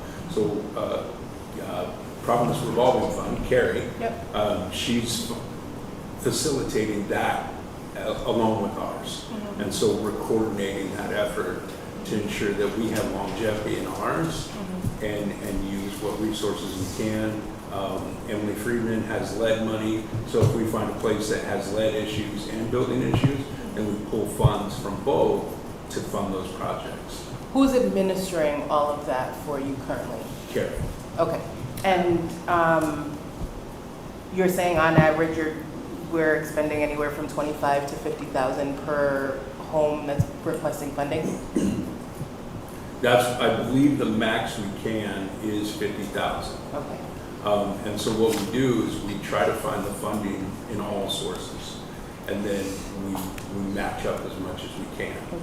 So if someone needs a roof or if someone needed a guardrail, I want to give them a roof, and then we can figure out how to get a guardrail. You can find money for a guardrail. Okay. So that's how we do it. How often are you coming across a situation where you still need additional funding? I always want additional funding, and I always will say it.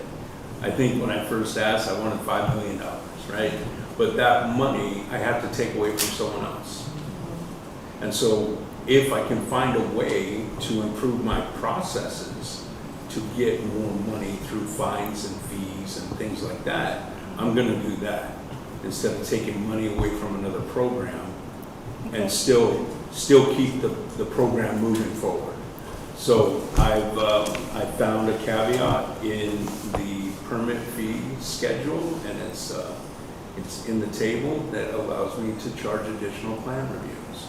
And so for developers and contractors that don't listen and they build or they submit plans that don't work, and we ask them 5 times, please submit correct plans, and they still don't, I can charge an additional fee. So that fee comes to us, and then we can use that fee as we need. So, thank you. How often does that happen? When a builder is not actually doing what they're supposed to be doing to the point where you have to charge an additional fee? What's today? We're gonna say probably 9 times. Yeah. 9 times. I ask because it brings up a larger conversation, right? And I'm not saying that we need to solve the issue at the moment, but if we have people that are not, we have bad actors that are continuously doing not what they're supposed to, yet we still provide them the opportunity to do it. Fine, if they have the money to be able to pay a fee, that's great, but like, what are we doing consequentially to be able to help us, help them understand that this is not the process by which they can need to continue going? Does that make sense? It does, it does. So what we're doing with the new DIS building is we're gonna be doing education classes for the contractors, because to be a contractor, you need $500 and a briefcase, if you want a briefcase, in the state of Rhode Island. And so what happens is they were used to a certain way. Yeah. Okay? When I came on board, we did roughly, we'll say 10,000 permits with 7,000 inspections. That doesn't seem right. Right. Yeah. This year, I think in '25, we were at 10,000 permits with 15,000 inspections. The reason why is because we're holding the builders accountable, saying, nope, that's not right, fix it, I'll be back. Nope, that's not right, fix it, I'll be back. And so what we're doing is by doing this, they're learning the hard way on how to build. So for their punishment, I guess you would say, time. Time is money. They go through private lenders that want their percentage every month. So time is money. This is for commercial and residential development? Everything. Everything? Everything. Interesting. Thank you for that.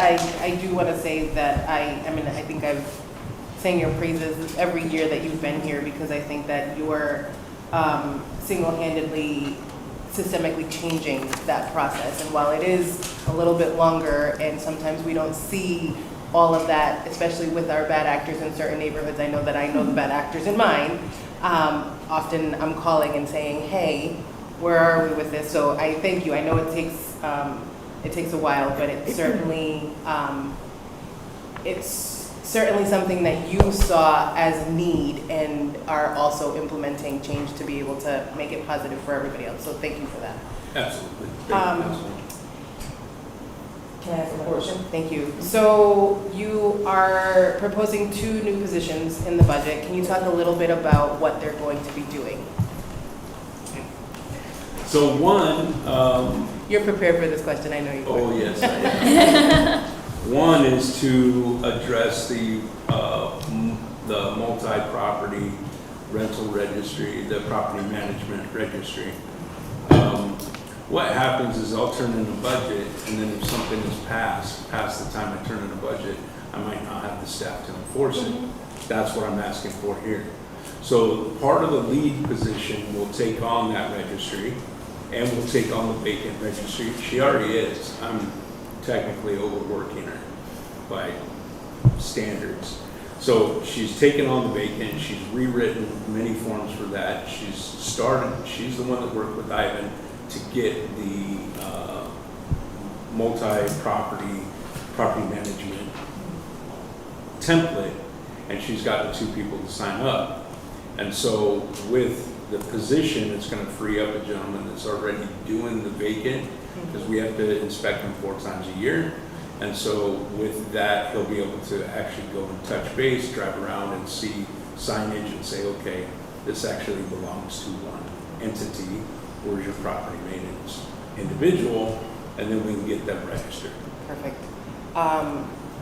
With regards to before you move on to the other one, with regards to that, I lost my train of thought, Jim.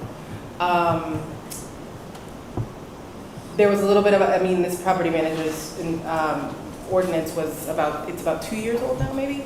So I'm glad that we're actually doing the work to make sure that we're following the ordinance. I think that's huge, and it'll actually be very big, in my opinion, for what we're trying to do in terms of clarifying and simplifying some of the things that we're trying to do with housing. Can I ask a question? I just want to finish this question real fast, because I'm going to forget it. When we do that, we had last year, obviously, there was no proposal for an opportunity for a FTE on this, but can you walk me through how you're notified that we created these ordinances? I know you and I had a conversation, but how does the implementation process go? So I'm working with Michaela Antunes now, and Michaela has kept me, and the other, bear with me, Abir is using a sauna. So everything that comes up at the state level or the municipal level is now on a sauna, which tracks all the projects. And so I get tagged every morning with these projects, or Saturday when he's working over. But so that's what we're doing now. What was the process before Michaela came on? What's that? What was the process before Michaela came on? Before, I believe it was Mike Napolitano. Okay. And his process was his process. I'm not saying it's bad, good, or indifferent. I just know that by utilizing the sauna, we're able to track it closely. And the reason for my ask is, in a very long-winded way, it's making sure that not only do we have to remain compliant with our ordinances, but sometimes there's a lack of follow-through, and what we're trying to determine is if it's on our end, if it's on a different end. Some of this stuff is actually really important for additional processes or additional ordinances that we're trying to propose. So I am trying to determine if some of this was done perhaps intentionally or not intentionally. It's just kind of something that fell through the cracks. For me, I appreciate understanding what the process you have to go through is so that we can kind of also hone in on ours a little bit more. That's what I have for now. Thank you, Councilwoman Peterson. Yeah, that's a really good point. Because when I found out that this ordinance wasn't being enforced, implemented, whatever you call it, I was kind of upset. We are chartered, Chief Solicitor, correct me if I'm wrong, to pass legislation, and the administration is chartered to enforce and administer that legislation. Obviously, if there's disagreement, then I think we need to go back to the table and find solutions for that disagreement or the lack of resources. Because it's come, and this isn't really directly to you, it's more finance. It's come to our attention, when there's a need for funds in middle or at the end or right after the budget. The administration's finance team has, highly skilled people to try to locate some extra funds. So when we hear that this wasn't implemented or administered because of lack of resources, it's discouraging to hear. So going forward, is this these positions, is that enough to make sure that Councilwoman Peterson's ordinance is able to be implemented? And That's why the positions come on board. So those two are enough for that?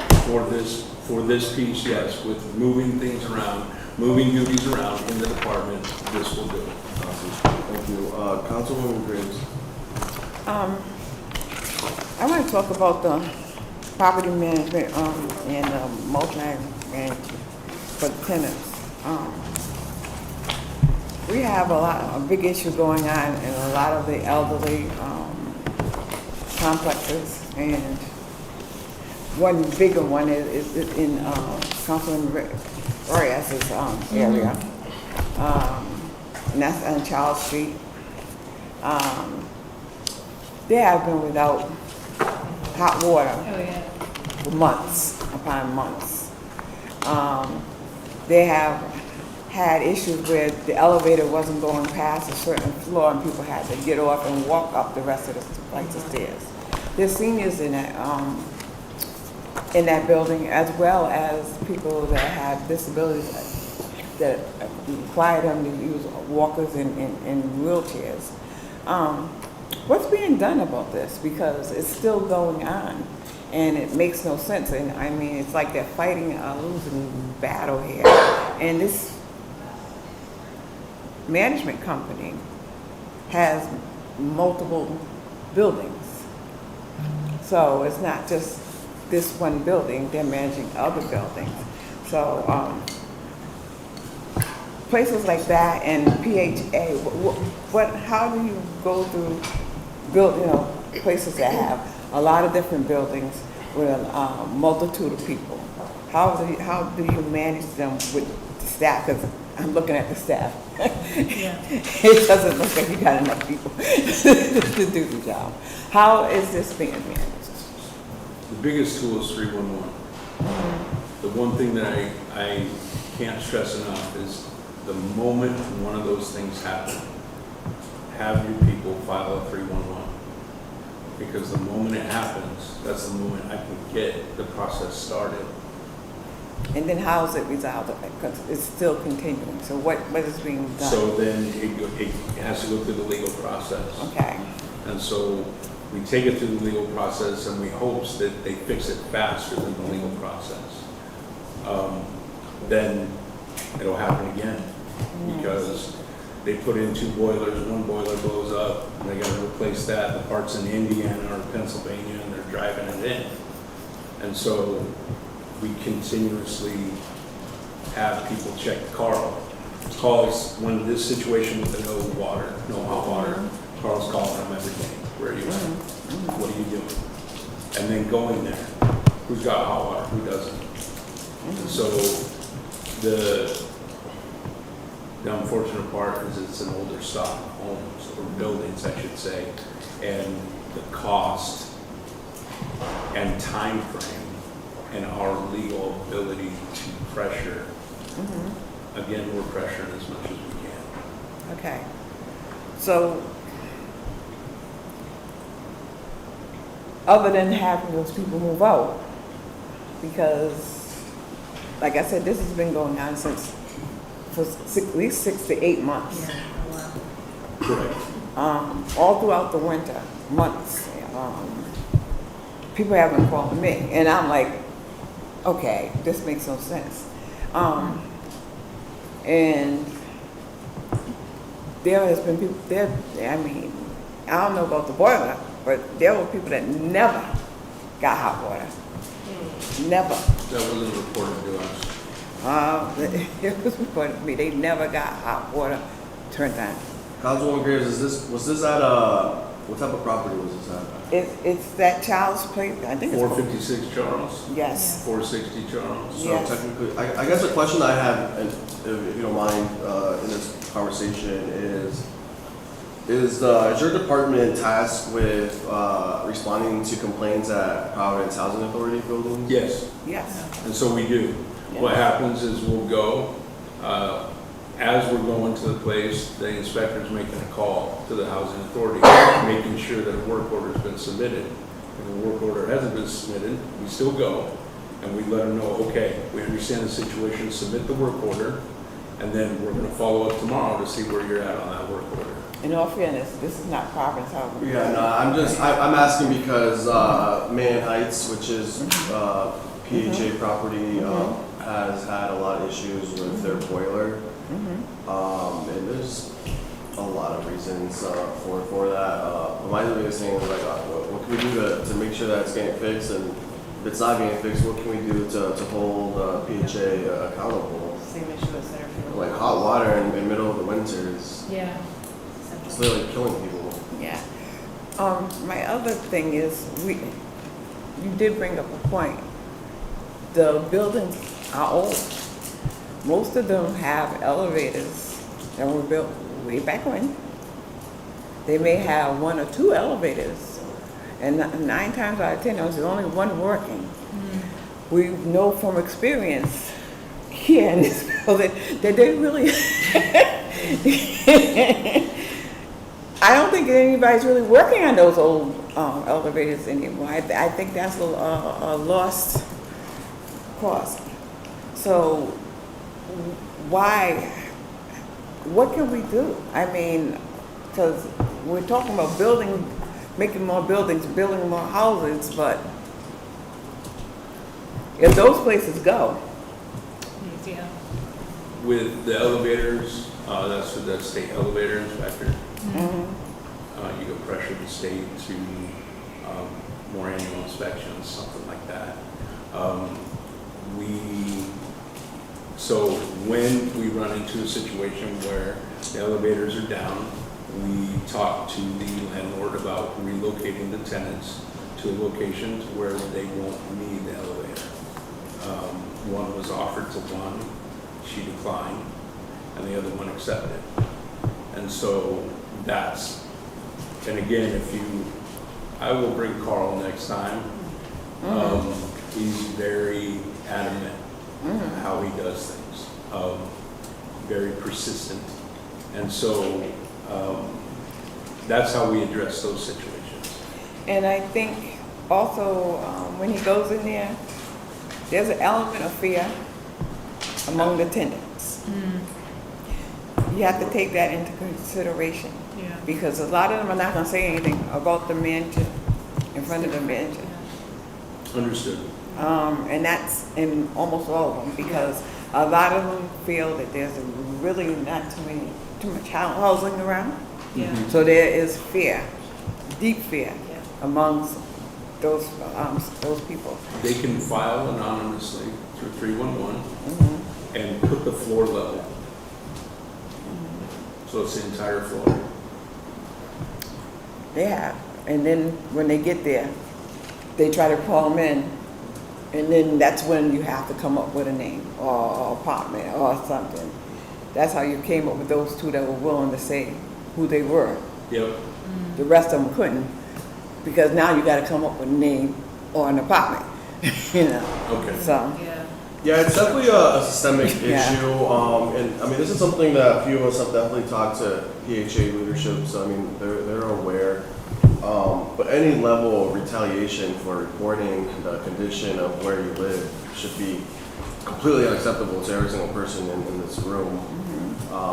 I think what happens is sometimes there might be low-level staff at PHA or different folks, you know, that might not be directly in the eyesight of upper management, and that's something we all need to keep advocating for. I know Councilman Roy has definitely experienced this a lot, but the reality of retaliation is very real.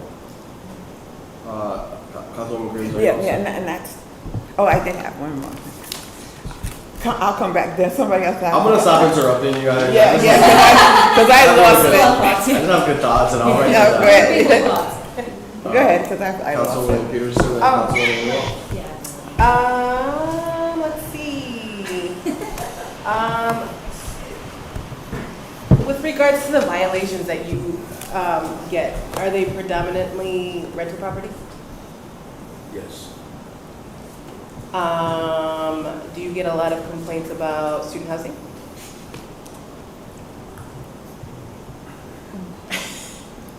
We get complaints about overloaded housing. Got it.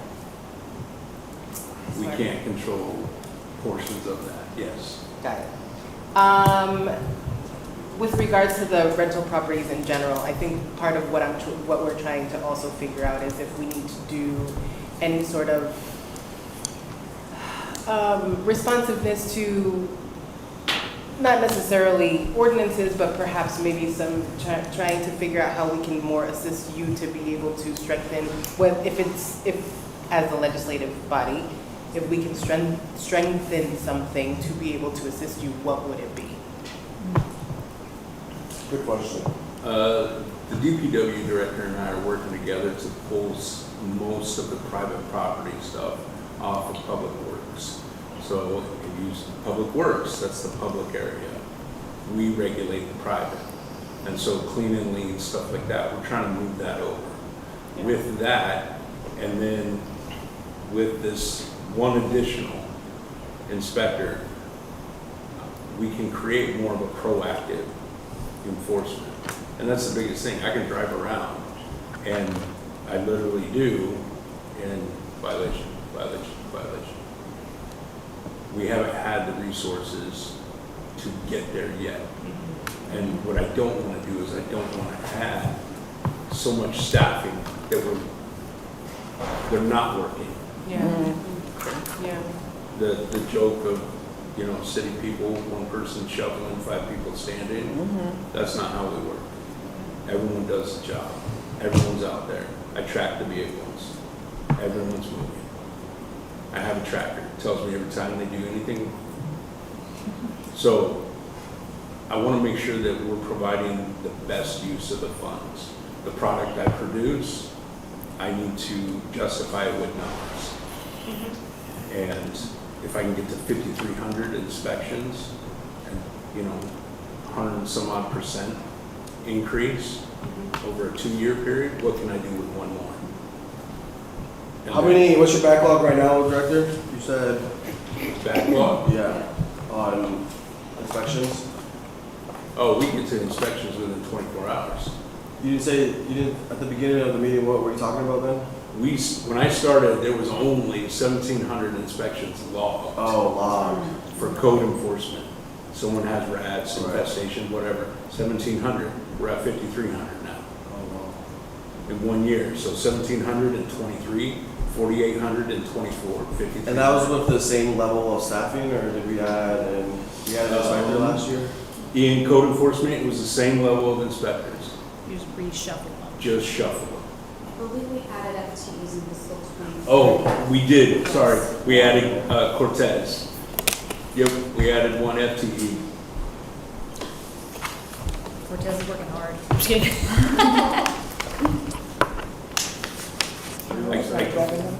Yeah. I'm sorry, you have something, Director? So the one thing that we've done, and it was brought up for planning, we have put out brochures. You want to build a deck? Here's a brochure, fill in the blanks. We're doing garage, we're doing interior remodels, so that way homeowners can just fill in the blanks. ADUs are tough because they're different in each situation.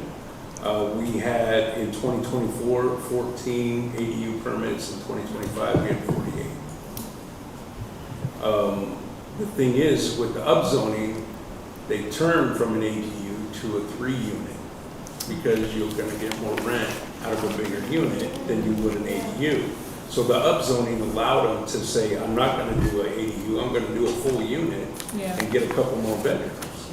So that's why you'll see a little bit of a slide in ADUs, is because of the upzoning.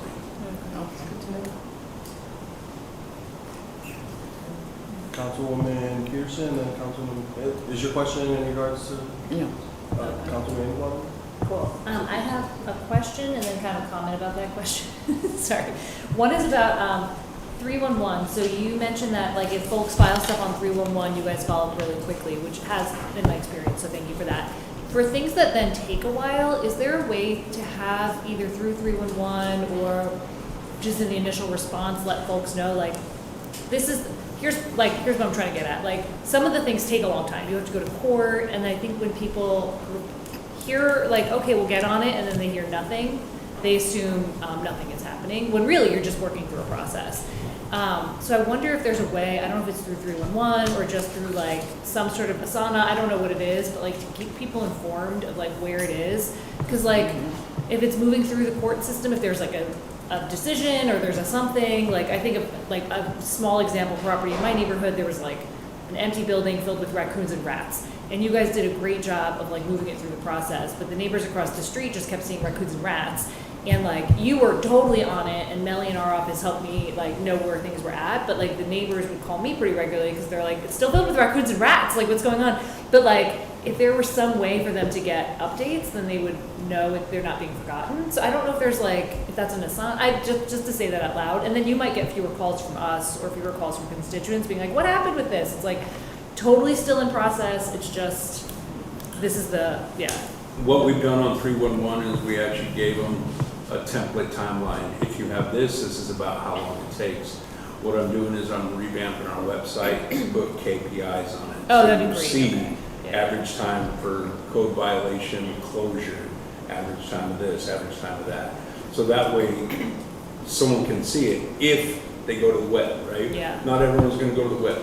So is there a way we can add processes in, button click, whoever calls in for the violation, so neighbor calls, says there's rats next door, can we notify them once we hit the next step? Yeah. Maybe that's something I need to discuss, and maybe it's a generic email that gets sent out. It's at this stage. It's at Yeah, this no, stage. that kind of thing would be, I think, like So super then changing. you don't get the 15 calls. Yeah. I still And have it's really that fine for purpose. people to call us. I just feel like then we call you less. Yep. It's just like, it's less efficient if people are like, Sue, why is there still rats and raccoons? I'm like, I don't know, let me find out. But if they just got like the generic email. And then if you do put that on your website, that would be great for you to share with us, because we can also share that with our constituents and like tone setting, like this is about how long these things take. Yep. Working on it, but like it's, because all the reasons this will take 2 weeks versus this will be done tomorrow, or, like all that kind of I'll stuff. absolutely get that to you. Okay, that would be amazing. And then I guess the comment to go along with that is, and just, this is less for you, but just a general, my constituents, their number one complaint is that 311 is broken. Like, they put stuff Yes. in, it gets marked as done, and then it's never done.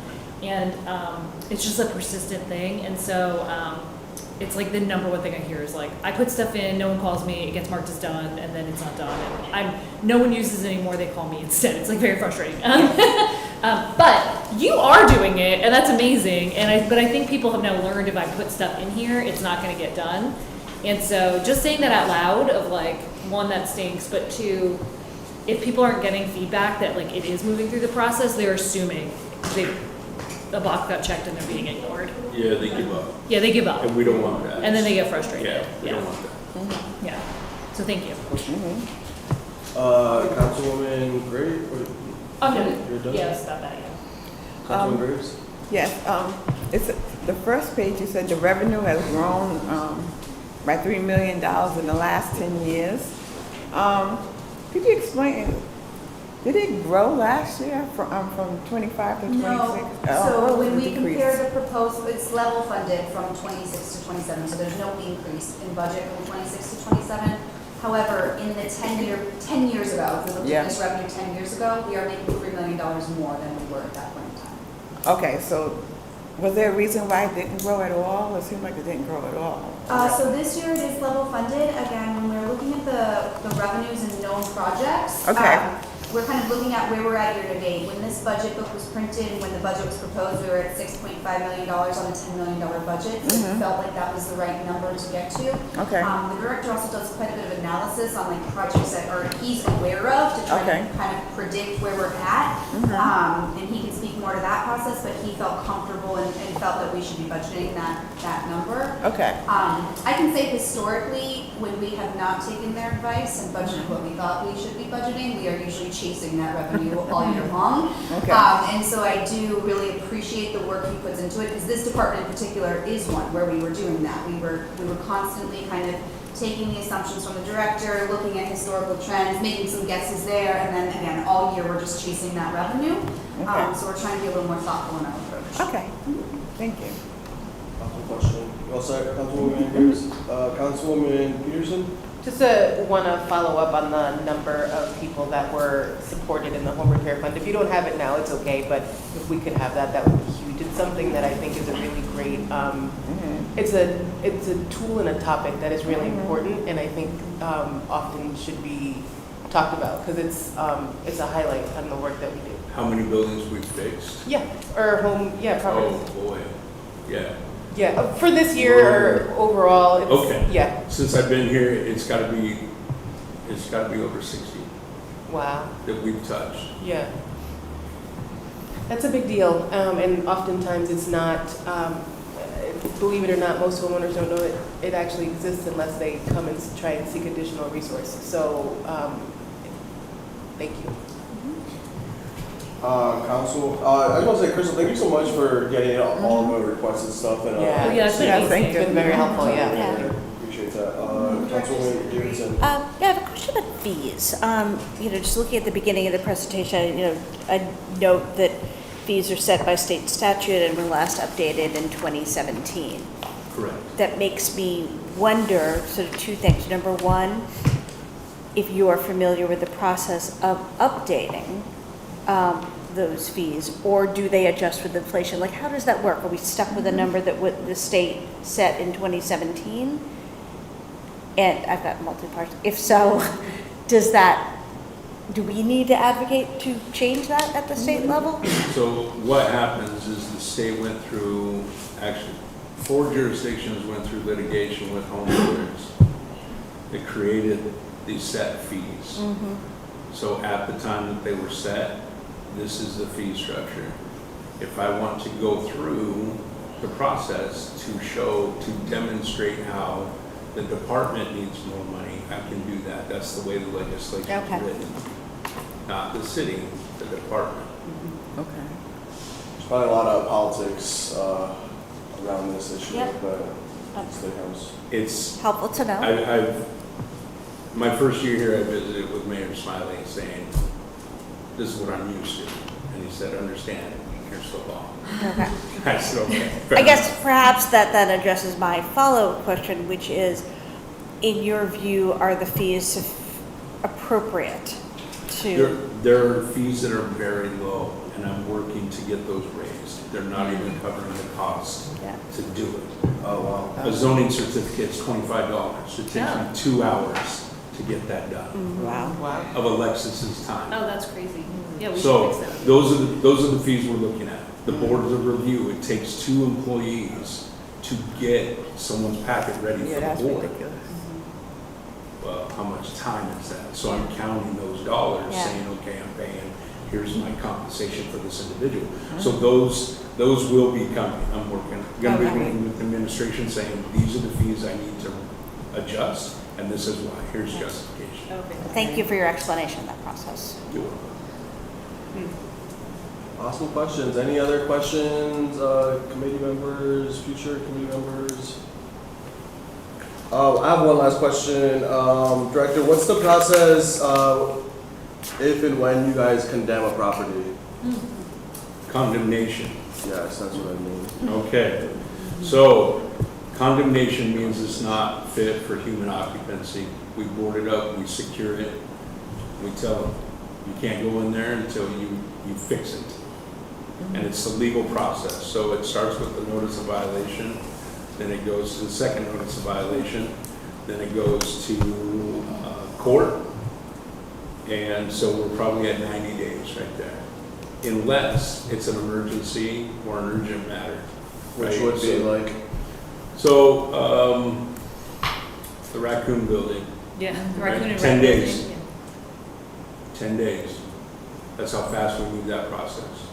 We skip all of the, I guess what was the example that caused it to it's a vacant structure attracting nuisances, and so we can secure that property. Then it's technically, at that moment, it's condemned. Once we secure it, it's condemned. They have to make it habitable, so structurally and all the other environmental issues, and then we pull the condemnation off. If it's imminent threat, then I think we've demoed 3 homes since I've been here because of imminent threat. And so that's. So you work very closely with the housing court around this process? Tuesday, Wednesday, and Thursday. Yep.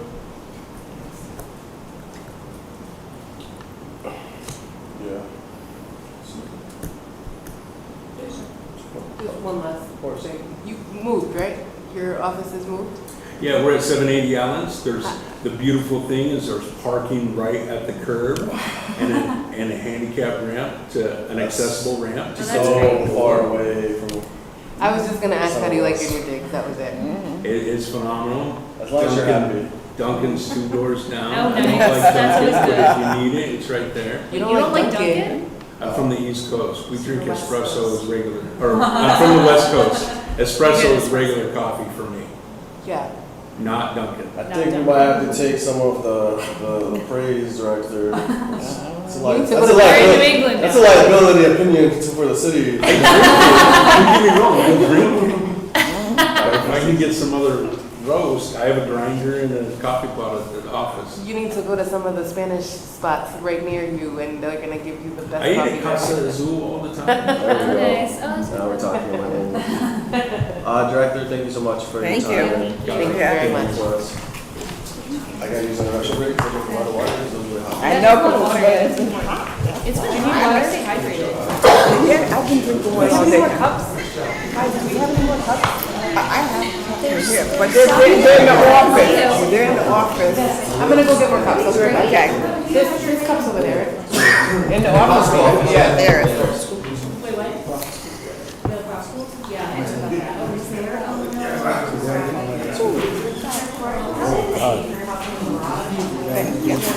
Okay, good. That's called.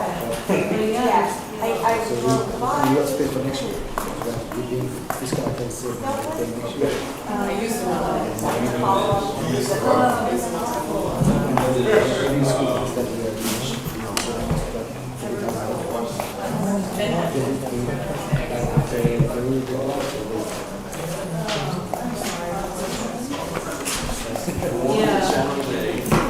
There's so many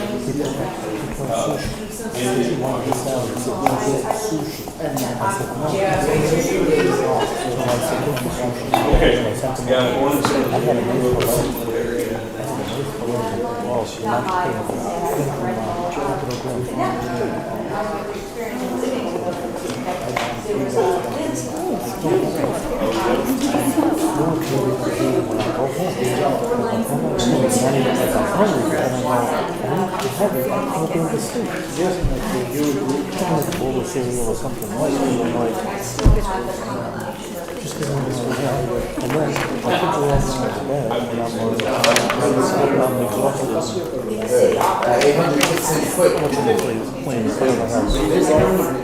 There you go.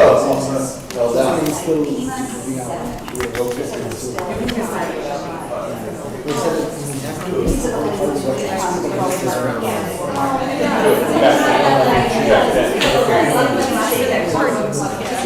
Sorry. Oh, yeah, we've done this one. Yeah, I know, that's what I said. For some reason, I thought this was gonna be a short night, and I was like, Yeah, Don't say that. yeah, Whenever we say it's gonna be quick, it's. I just bought it, and I didn't say No point. it's important. yes. No, but you wouldn't. Yeah. Yes. And I the beach, lived in a building that They were really good a questions. landslide was condemned. Oh, really? Yeah, I mean, the building was fine. But the landslide Well, did we not. were skiing in Tahoe, basically a mountainside came down because of poor grading around the mountain. Oh my God. Half of, like a Wait, big what part section of of the Mount city were you Sutro, collapsed into Laguna Honda. And so our apartment was, we were fairly lucky, we didn't lose too much stuff. Yeah. The left side of the down, all that stuff was like covered in blood. Yeah. Our carpets were gross, we had to replace our couch.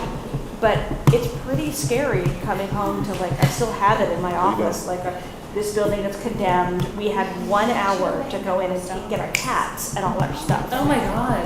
And thank God the city was still, and I mean, Red were going like this. But you could We like. could have stayed at a Red Cross shelter, but we had friends to stay at a friend's house, and the city was still relatively accessible. Oh, it's ginger You ale. could find a new apartment in a week. Yeah. Our rent doubled, but. So you could find something. Exactly, yeah. But I I wish it think was. now, what that feels like is, No, it's just You would've with been actual displaced. ginger. Yeah, and then you would have been that, homeless, you you're know, like. it's a very scary feeling. Alright, motion to enter item 21 into the record, exhibit 21. Just had to share that, because it's like so. Yeah, that's cool. Second. Motion made by Councilwoman Anwar, second by Councilwoman Graves. All those in favor? Aye. The ayes have it. Did we save the best for last, Director? I don't know. I hope so. You tell me. We'll find out. Their budget details can be found on page 210 of your budget book. Yeah. Definitely, The department has also included an org chart that does not have the requested change, but I will do my best to try to sneak those in.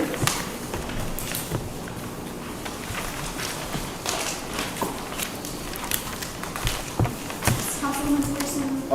Yeah, we go ahead. The total proposed budget for the Office of Economic Development in fiscal year 2027 is $1,882,027. This represents a 4.1% increase, or 4.01% increase over the fiscal year 2026 budget of $1,809,436. Fiscal year 2026 salaries were budgeted $803,238. We are budgeting for cost of living increases of $28,113, step increases of $948. Additionally, we have defunded the research and policy analyst positions for savings of $50,238 for total proposed salaries of $782,097. Quick question. Quick question, Councilwoman Anwar. Quick question, so the salaries went down by like 8-something%, but the benefits went up by almost 60%? What's going on there? Yeah, so that is one of the things that we're going to look at for final budget.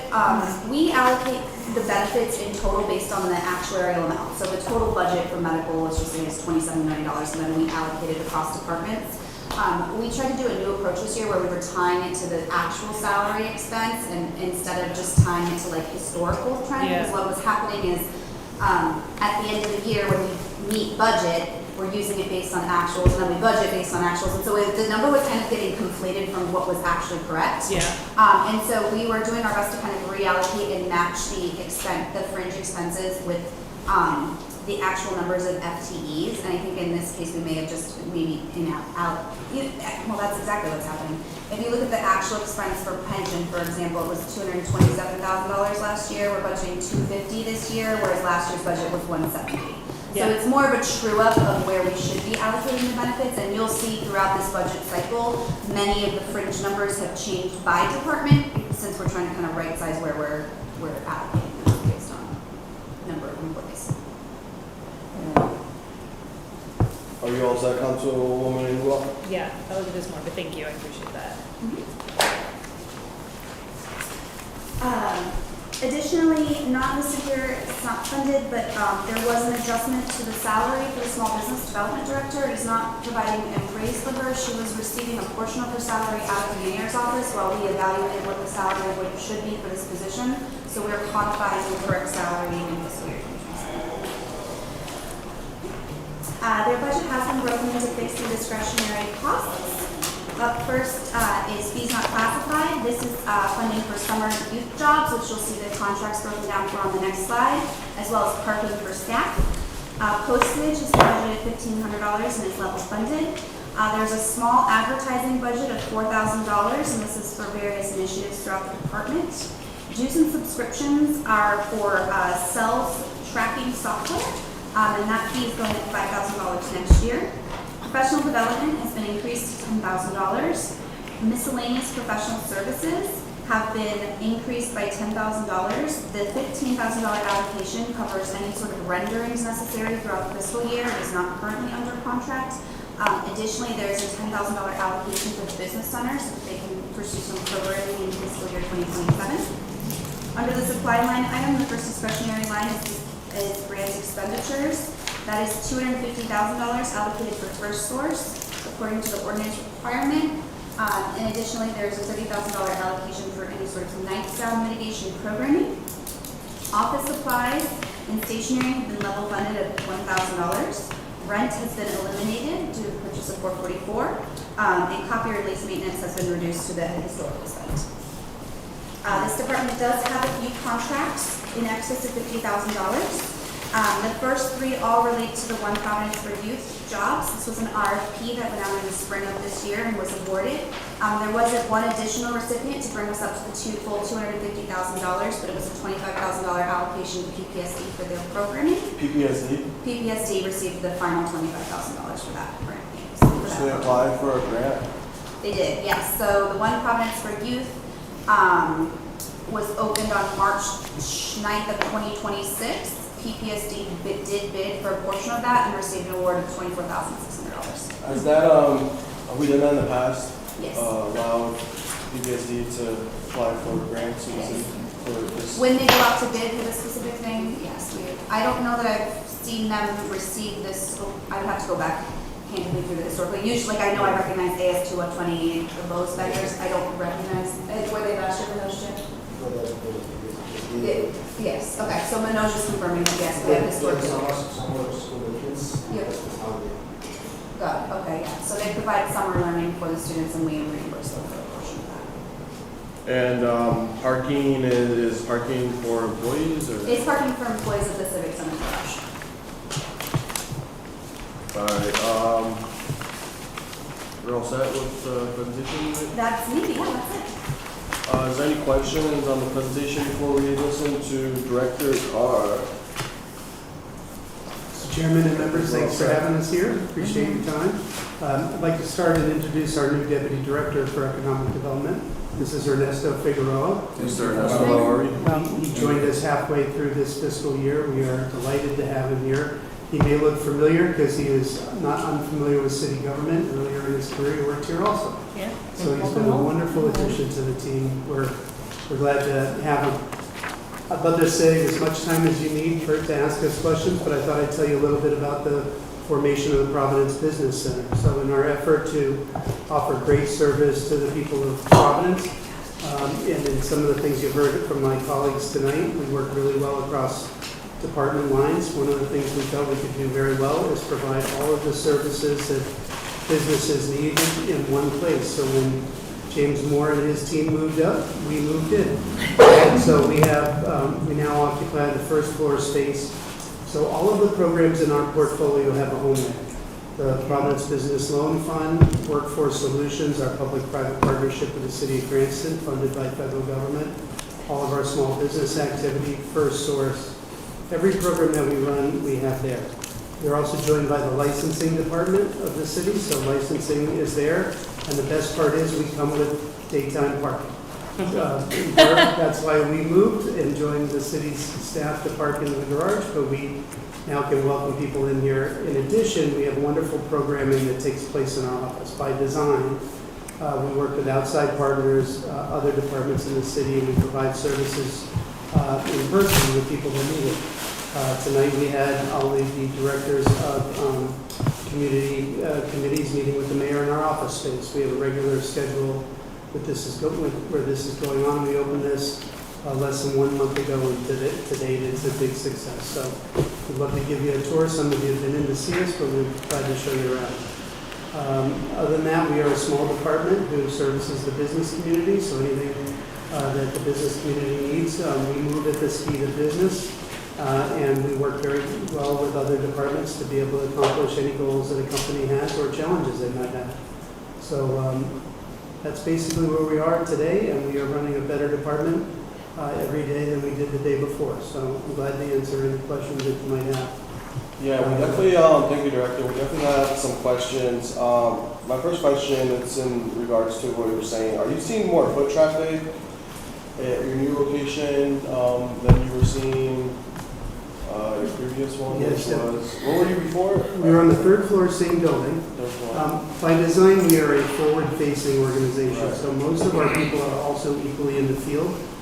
We go out to the neighborhoods, we attend meetings with all of you. We are very thankful for your help in being able to look at every community by ward. So we're out there all the time. Our office staff. Director, you haven't been to Ward 6. That was part of the Probably- questions. Have I not been there? I don't think so. I remember seeing you in Councilwoman Andrew Raw's ward, Yeah. and You came to my. You'll have to come visit me. I will. I'm sorry to I interrupt. have a map in my office, and I'm a bit of a wanderer, so I'll get back to you, but I keep a track of everywhere I've been. Sure. But if I haven't been there, I apologize. I think you. That's possible. I think you went with Councilman or Councilwoman Ryan. Oh, Chalkstone Avenue? Yeah. Who kind of borders Okay, possible. Ward 6 businesses. Yeah. But the answer to your question is yes, we're much more accessible on the first floor. Having everybody in the same place brings the crowd in, right? So, and sometimes people come in and they're looking for a license and they need help in something else, we're already there to help them. So we've seen an increased activity, absolutely, and very quickly. It's a good thing. That's awesome. Committee, Councilwoman Davidson, any questions? Councilwoman anyone? I have 3 quick questions. One, thank you for all you do. Thank you. I'm sure you really enjoyed Hope Street when you visited us, but you'll love North Main even more. I'm looking forward to it. North Main, my one true love.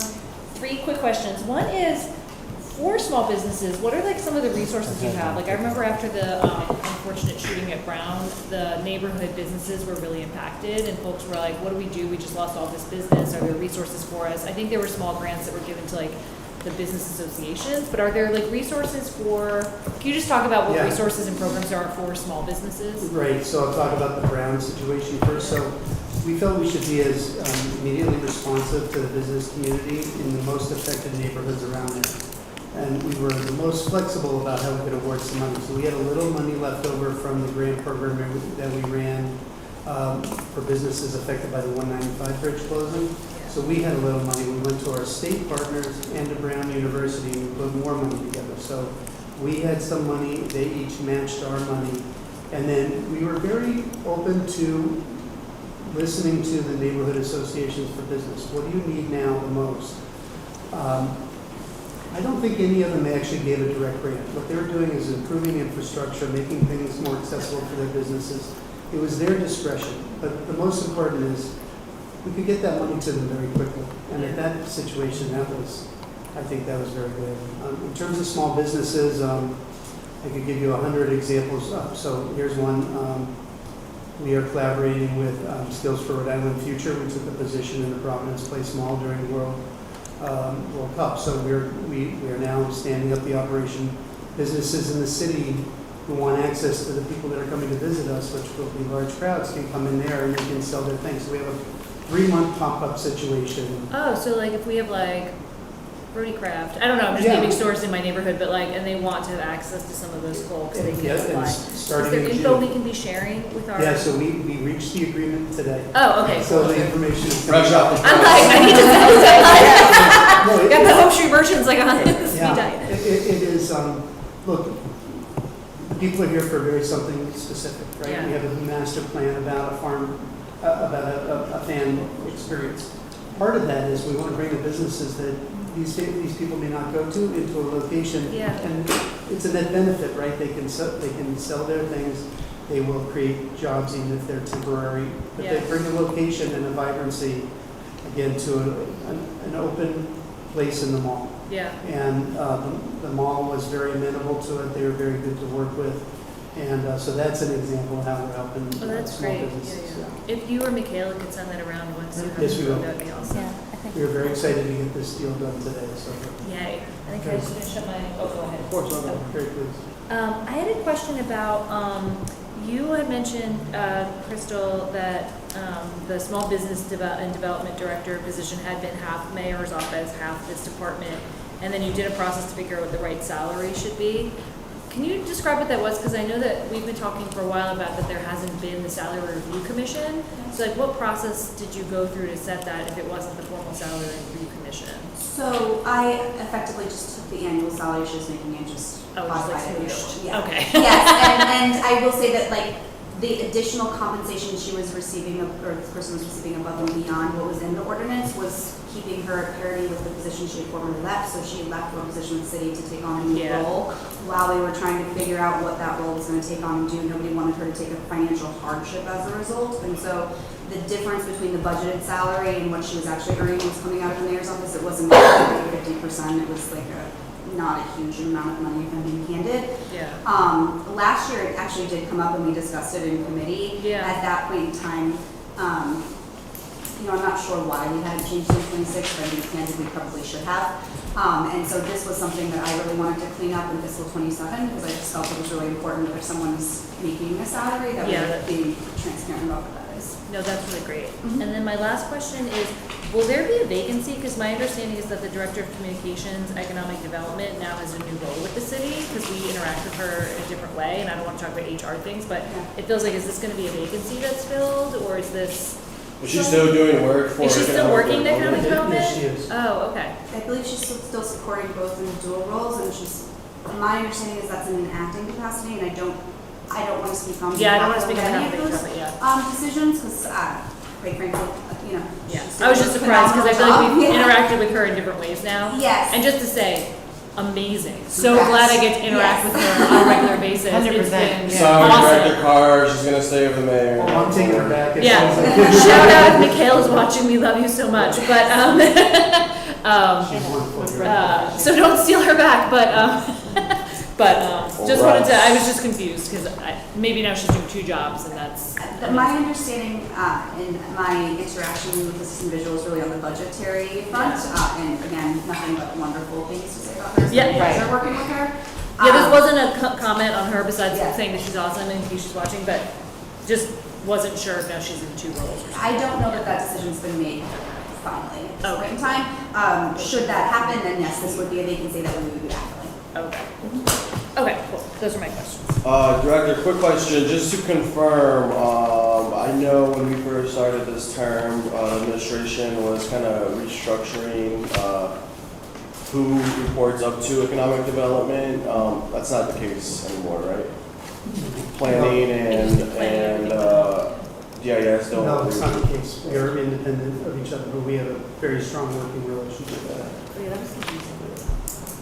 Just for the record, I oppose that. But did you? Yeah. This makes more sense, in my opinion. Councilwoman Davidson? Yeah, sort of bringing us back a bit to the small business outreach. So I've been doing some work with the Thayer Street District Management Wonderful. Authority, agency, whatever they are. And they're great and they enjoy working through the city, but I noticed some sort of gaps in information. They didn't know about the small business, no parking in May, free parking in May on the weekend. I don't think this is anything's fault. It just sort of brought to light to me that I'm curious about how information flows from you guys to them. Similar and related to that, they're applying for a commerce placemaking grant, which is awesome, to improve, I think, lighting in particular and some other issues. They've got a big plan, we kind of have to maybe scale it down. The point of the question is, can they work with you on that? Absolutely. So I feel like, again, I think they weren't sure and reasonably were sort of talking to me and talking to Ward 3 counselor, but, as you're sitting here, I'm thinking, wait a minute, they could probably be talking to you guys. So it's a bigger question about how people actually can find out about some of the services you're offering. Right, so you mentioned the Small Business Month, right? So we feel we jump up and down very regularly about the things that we're trying to accomplish, and sometimes people just miss it. So in December, we did a big campaign about rolling it out. Our team was out in many communities engaging businesses. There's a bit of a competition to the Small Business Month. We were very vocal about it. We also had people that went to every business association and talked to them about it. I didn't talk to Thayer about this, but I know that Thayer less than a month ago on a bunch of unrelated things. So they are always welcome to engage with us, and we will knock on their door on a regular basis. We rely very heavily on the business association. So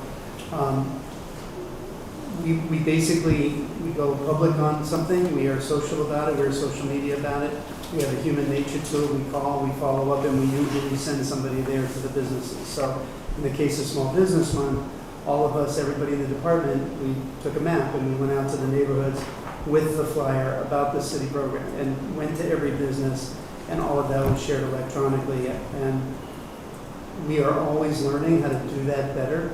It is an imperfect situation, but we hear loud and clear that if we're not getting to somebody, we will fix that. It's in our interest, we want to do that. So that's how we did that program. And Yeah. great. I mean, yeah, again, for all I know, all the merchants knew, it didn't bubble up at the top. Like, who knows? I think the bigger question is, I just want to sort of make sure. I mean, that's the only business association in Ward 2. So, pay attention to them. I want to make sure they're getting what they need. But I think the question applies everywhere. Sorry, follow-up? Yeah, a quick follow-up. Just a quick follow-up, Councilwoman Annabelle, then Councilwoman Graves. Do you think when you do that outreach, you could include us? Because Yes. Yeah, we're thank you in for regular saying that. communication with all of our business associations, and then Yeah. also some of our businesses aren't in associations. Correct. Yeah. So like they're not getting it. Like even on Bingo, Hope bingo, Street, some of the bingo. businesses Yeah. aren't in the association, Yeah. and then there's like the North Main folks. And so if you could, I think this is Yeah. like one of those areas where like joint love between the administration Yeah, and the sure. council, and like I think we would love. I mean, Yeah. I'll speak for myself, but I hear a lot of We yesing. share. I think yeah. we would love to be out there helping with this. Like Okay. our small businesses are the lifeblood of our neighborhoods, and a lot of them also live in the neighborhoods, and like they're our constituents as well. Yeah, so please, like we want to be your partners in this, and like I would have like totally gone out for Small Business Month and been like, I'm finding stuff, whatever the thing was. I don't even know. I learned about it on social media because I happen to follow the mayor, in case I don't know stuff. But like I would have totally gone out and been like doing the thing on Hope Street, but I didn't because I didn't know. And then when they asked me about it, I'm like, I don't know, and then I look stupid, but it also looks like we don't talk because we don't talk, But I think people like it when it looks like we're all working together because that's just a better functioning Can I thing. ask you a So, question? Should we go directly to you? Should we deal with staff on that outreach? you can What's the send it best to, or way? June, we'll send it to us. If you Yeah, send it if to it June. makes it yeah. easier for you to Yeah. have. Whatever's one easier person for that does you to get it to us. Michaela's been good at sending Yeah. things to us, but June sends stuff to us, so. We will yeah. absolutely do that. That would be Thank great. you, I appreciate that so Of much. course, Yeah. of course. Wonderful suggestion. Did you have the same thing, Did you? Yes. I love it when Alfie we and all I have the share same a brain to question. pen. Councilwoman Peterson. I forgot my name. I'm tired, guys. It's been a long week. It's only Tuesday. It's Tuesday show. Just read it down. We love you. Sorry, guys. We're starting to get a little kooky at 8:00 at night. So, Director, thank you very much for being here. I'm not going to speak for Councilwoman Graves, but we share a commonality in a neighborhood association, a business association, where all of our 908 merchants have collectively gotten together to be able to find some rhyme or reason. We've had a substantial amount of businesses in the last year close. I think we're at 8 now. Which is, as Councilwoman Anderbaugh mentioned, they're the lifeline of our neighborhood. And one of the things that's often a feedback point, and the Merchants Collective has actually started really organizing itself, and it's done really fantastic in terms of being able to kind of really organize and bring up specific points of how to support. And one of the biggest points of feedback is, how do we, as the businesses that are here, continue to drum up business? One of the things that in our neighborhood we thought would be a great avenue to generate revenue for our small businesses was the students. Actually, we thought students would be there to be a supplemental to all of the residents that are there. But even before this year where we're seeing a little bit more of an affordability crisis, what we've noticed is that our businesses don't actually do as well as we anticipated. And so we're trying to work together and collaboratively in finding ways and utilizing efforts to really expand on what we can do to generate and drum up business. What I had envisioned with FIFA coming through and the World Cup coming this way was a large generation of business opportunity throughout the entire city. And what I'm gathering from meetings that we've had to really understand what's happening is a lot of it's being just generated here in downtown. And so I wonder if you might be able to explain a little bit about what's being done to support the neighborhood businesses that are really trying to make sure that they also drum up an extra opportunity, because we are seeing the dwindling businesses. Around World Cup specifically? We have Smith Hill and Elmhurst and Wanskuck in our areas. So I'm not sure if it's the same for other neighborhoods, but we are seeing it, and our small business neighbors are collectively trying to find ways to either generate new revenue, maybe transition or reorganize their own personal businesses, or hop on the World Cup bandwagon, but also and attract neighborhood opportunities there. So can you talk a little bit about what we're doing in the economic development side for small businesses? Yeah, so in World Cup, it's sort of two things. So we are limited by the license that we have in order to operate the fan experience over here, right? So geography was one of them. There are security aspects to it. So it's a consolidated area. Okay. By design, it had to be that way. Mm-hmm. There are opportunities for businesses to participate in the fan experience, and you can go to the website and they can register, and our people are very quickly getting that on board, and there's still capacity to do that. The mall experience where we can bring people in there. If there is an isolated subset of the group of people that we know about that are looking for something to do in a place, and we can refer them to a neighborhood, we would be delighted to do that. We are, in part, again, limited by how we interact with them. While we are hosting a team to stay here, we have very little that we can do around the team. It has been a challenging process for sure. Broadly in the small business thing, I think what we're doing for Small Business Month in May, with this sort of creativity around connecting with businesses, but more importantly, our team will go to any business and figure out what ails them, and we would be glad to meet with them, and we will be very responsive. Thank you. We were on Smith Hill recently with the mayor. We talked to the associations about it, but it is the access to the actual business. We are finding businesses, because of the new location where we are, that are coming in. Mm-hmm. They said, hey, we're open to business, and you just stop in, and we are getting many of those, and we've been doing it that way for 4 weeks. It is not perfect, but we can absolutely deal with any company, and maybe in the same way we'll share the information with you. Anybody that comes to you and says, hey, I have some challenges around how I can grow my business, we will go visit with them. Great. And that's a great first step. And then we can sort of see what their individual challenges are. Okay. And address them. Is there an opportunity for outreach from your department into the neighborhood businesses to be able to be part of the World Cup experience? I know you said that there's still an opportunity for some of that. Is there some outreach that can be done to our local, I don't know what the next Merchants Collective meeting is, but it would be so helpful to relay some of that information, because I know that we have great businesses that could use the extra support, and we want to make sure that we provide that. Yeah, so we are in partnership with Soccer 2026, the state's initiative. They are actively looking for businesses. There are links on almost everybody's website about how to engage. Yeah. Again, I will welcome any opportunity to go find a business that can't identify that or whatever. We will fix that. Okay. We're into it. It is not too late, even though our guests are coming in a few weeks. We are in a much better place than Providence's suburb to the north of the state of Massachusetts. So we're very glad to Providence get metro this area. right. Yeah. This question is actually more with regards to the levels on in the department, so it might be more for you, Crystal. I noticed, as I was quickly utilizing all my wonderful books, they've been a phenomenal resource. They always are, and I really appreciate them.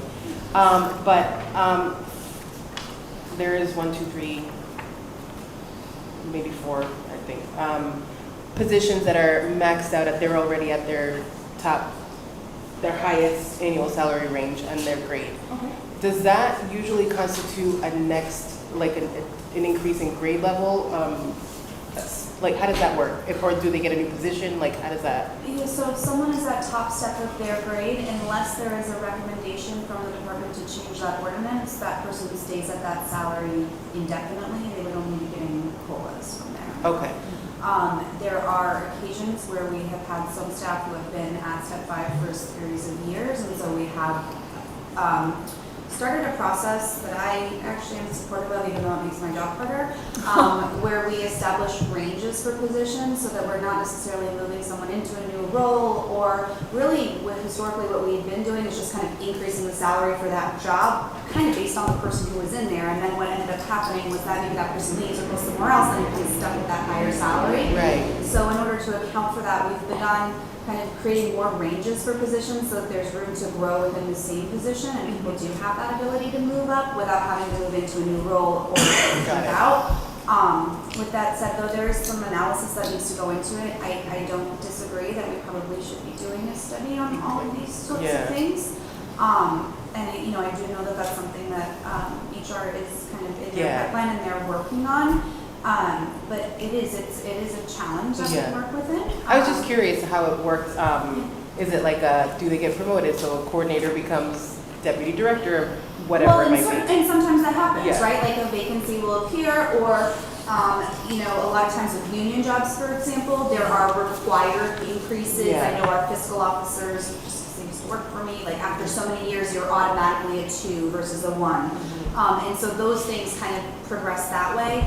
But when it comes to non-union jobs specifically, there's not that kind of like same setup for a lot of those roles. Okay.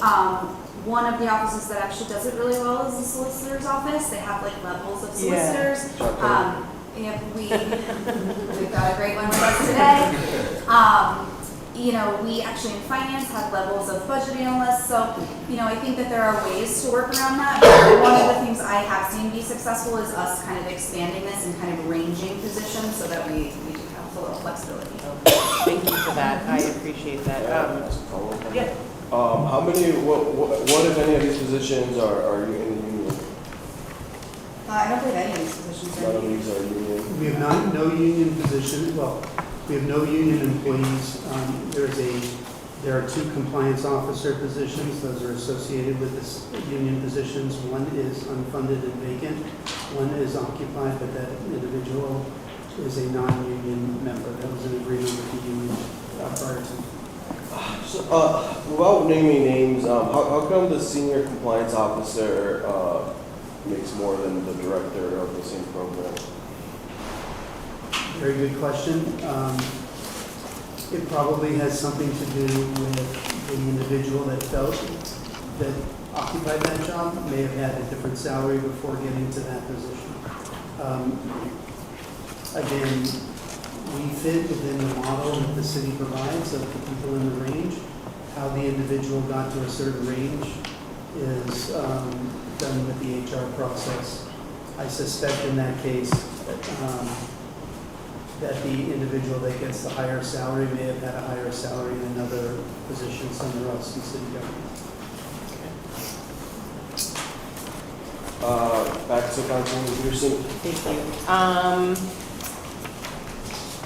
My next question is with regards to MBE, WBE, and contracts. I know that I had a lot more questions last year about what we were going to do to kind of generate more opportunity for minority business and women business owned and veteran business owned to support vendor procurement and things that we do here. How are we doing with that? So in a couple of cases very well, and in a couple of cases not so well.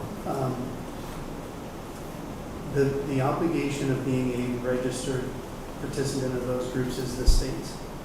They are challenged for a couple of different reasons, and for some reason in this fiscal year, the population of companies went down significantly. There's a couple of things that happen here, and Director Stokes and I are in touch with this regularly about how to fix this. We're all trying to make this better. It starts with how you get people to be registered. Yeah. The opportunity starts there.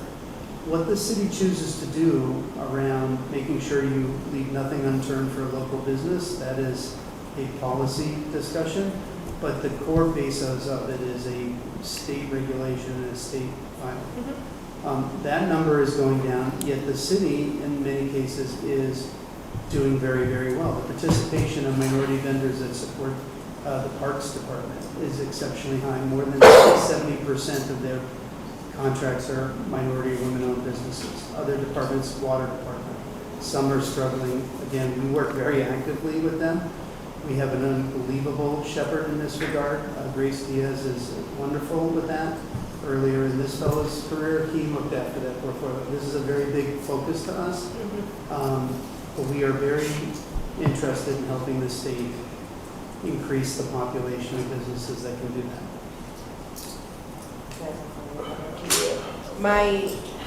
One of the things that I often see when I'm looking at box stuff is that these larger contract opportunities are never really representative of a minority business owner or women business owner. And that's not to say that we haven't tried. I'm just simply saying that the smaller vendor opportunities, local, is very much available. However, we don't have a pool of opportunity for larger vendor contracts for our minority and our women business owned things. Is there a conversation, and maybe it's something that if it hasn't happened, we can start, around understanding the procurement, the larger procurement needs in industries that we could just kind of share to the public to see if there's an opportunity for entrepreneurship that way, or investor opportunity to start a small business for a minority business. Like, I'm trying to really think outside the box, because I think this is a place where we can absolutely expand on and do really well with. I think I might have shared this with you when we first talked. So is there, and if there isn't, can we do that? I'm happy to spearhead. It's a big piece of what I want to work on. This is something the city's treasurer is also very focused on. We're been regularly on it. I am very happy for the question. When I say the business center has quality content that is going on, we are going to run sessions for minority and small businesses, minority and women-owned businesses, based on the box experience. So as we know what procurements are, we're going to welcome them in. We're going to explain what they are, and we're going to explain what the process is, so it's on all of their attention. We also are going to talk to people that win the contractors regularly. I would love to get to a day we sometimes issue a waiver because they can't find a local partner. I hope to get one day that we don't issue a waiver. And so part of that is we need to educate those other contractors that are there, and we need to help bigger contractors or contractors that can fulfill the bigger contracts in the city be more ready for that experience too. So all of that, once it gets going in the right direction, will help the minority and women-owned business. But this is one of those things we want to do in that office, time to the box experience. So as soon as one box session is over, right away we know what people are looking for. We're going to bring those groups in. We're going to. Can you elaborate what the box experience is? What's that? I'm sorry. So the way procurement is done, you know, when you have a meeting around box and people bid, or and you're trying to decide on something, once we understand what the next level of what the city services are looking for, before it gets to a box experience, we want to have the opportunity to educate the different business communities that this is an opportunity that's coming for them. And this is one of those professional sessions that we want to have in our office. I also would state that a lot of our procurement that we're doing for school construction, at the time of award, because the nature of those contracts are such, we're not noting at the award what percentage of the contract is MWBE. However, to be eligible for reimbursement from the state, there does need to be a certain percentage threshold met. Right. So I do think that there's quite a bit of spend that maybe is in a report somewhere that we see at the long run, but it doesn't actually go to bucks. So you see a $110 million contract for a school. It looks like there's zero minority participation because at the time we're awarding it to the contractor who's going to do the entire project and sub out a lot of these works to the MWBEs. But that doesn't necessarily show up on that letter that's going to award a contract and supply because at that point in time, we don't know who those vendors are going to be. And so, you know, I obviously, I think we could do much better. I think this is something we should be doing better in. But I do think that is one area where we're doing well. We're seeing it because we're getting bonuses from RIDE for this construction for some of these things. But we're not necessarily doing the best job of messaging what we're doing. And I think that could certainly, you know, again, when we're talking big contracts, those are our largest contracts, really, are these school construction projects. I appreciate that. Can I ask a question on that? Yeah. What mechanisms are in place to make sure that the contractors do award it out to minority women? So that all goes back to RIDE. So like the design review process and all of that goes through the Department of Education in addition to the city. So there are lots of checks and balances. And then I believe when they submit all of the paperwork to get the first reimbursement on our debt service payment, all of that backup is included with them. So yeah, it's verified by kind of RIDE as a third party. I don't know if anybody has any more MBEW. I have a different topic. I actually, I do have a question. Director, I'm sorry if this was answered already, but it wasn't very clear to me. Since you've been here year after year, would you say on average, I know there's different departments that are doing better, some worse, but would you say on average, we're doing more business with women and minority-owned businesses, or The department level? as a city? Yeah, I believe we are doing a better job than we were. I've been here for 2 years, and when I got here, the very first meeting I think I went to was a box meeting in this room, and I am very pleased to have watched the process and be part of it. I think we're doing better as a city, but there's always room for improvement. So when you say box, you're talking about board contracts? Yes, sir. I need to start going to those. Do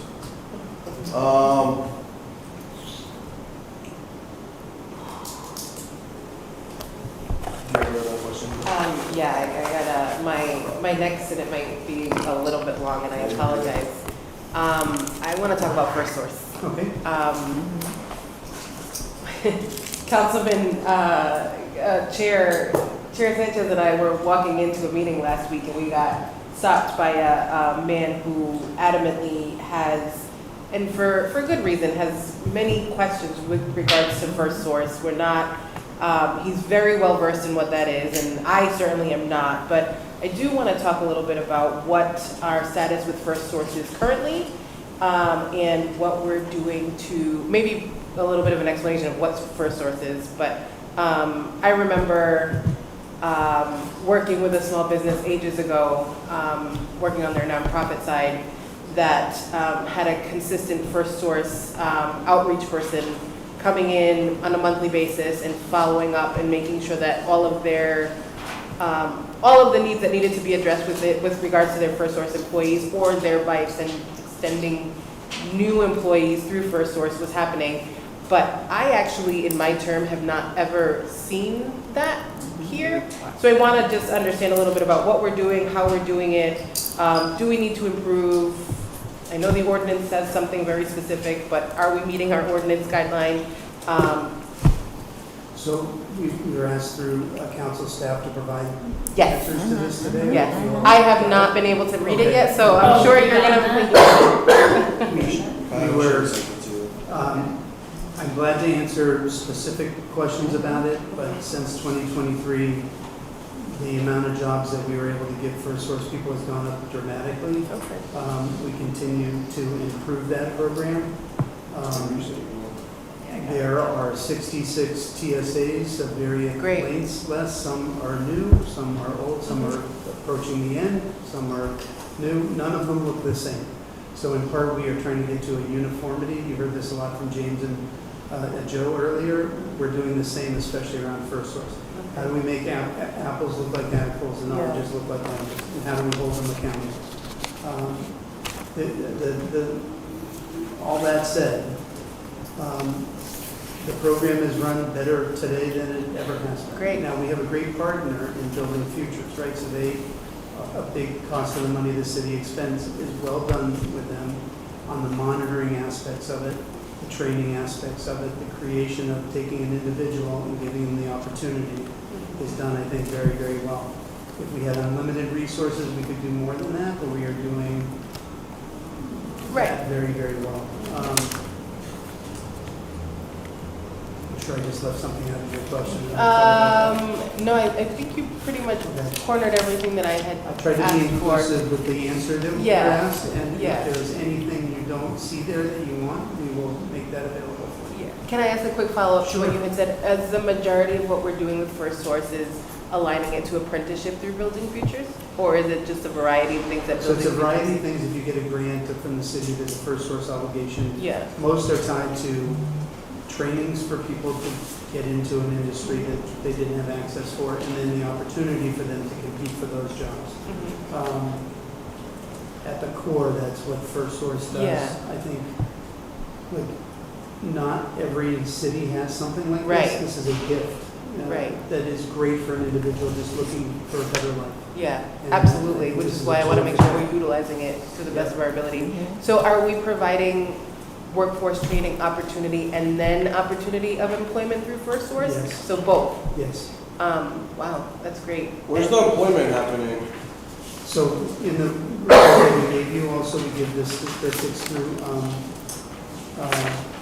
the portal. So anybody that is looking for First Source thing, we gave you numbers on how those are going. Okay. And so I could refer you to that to see that.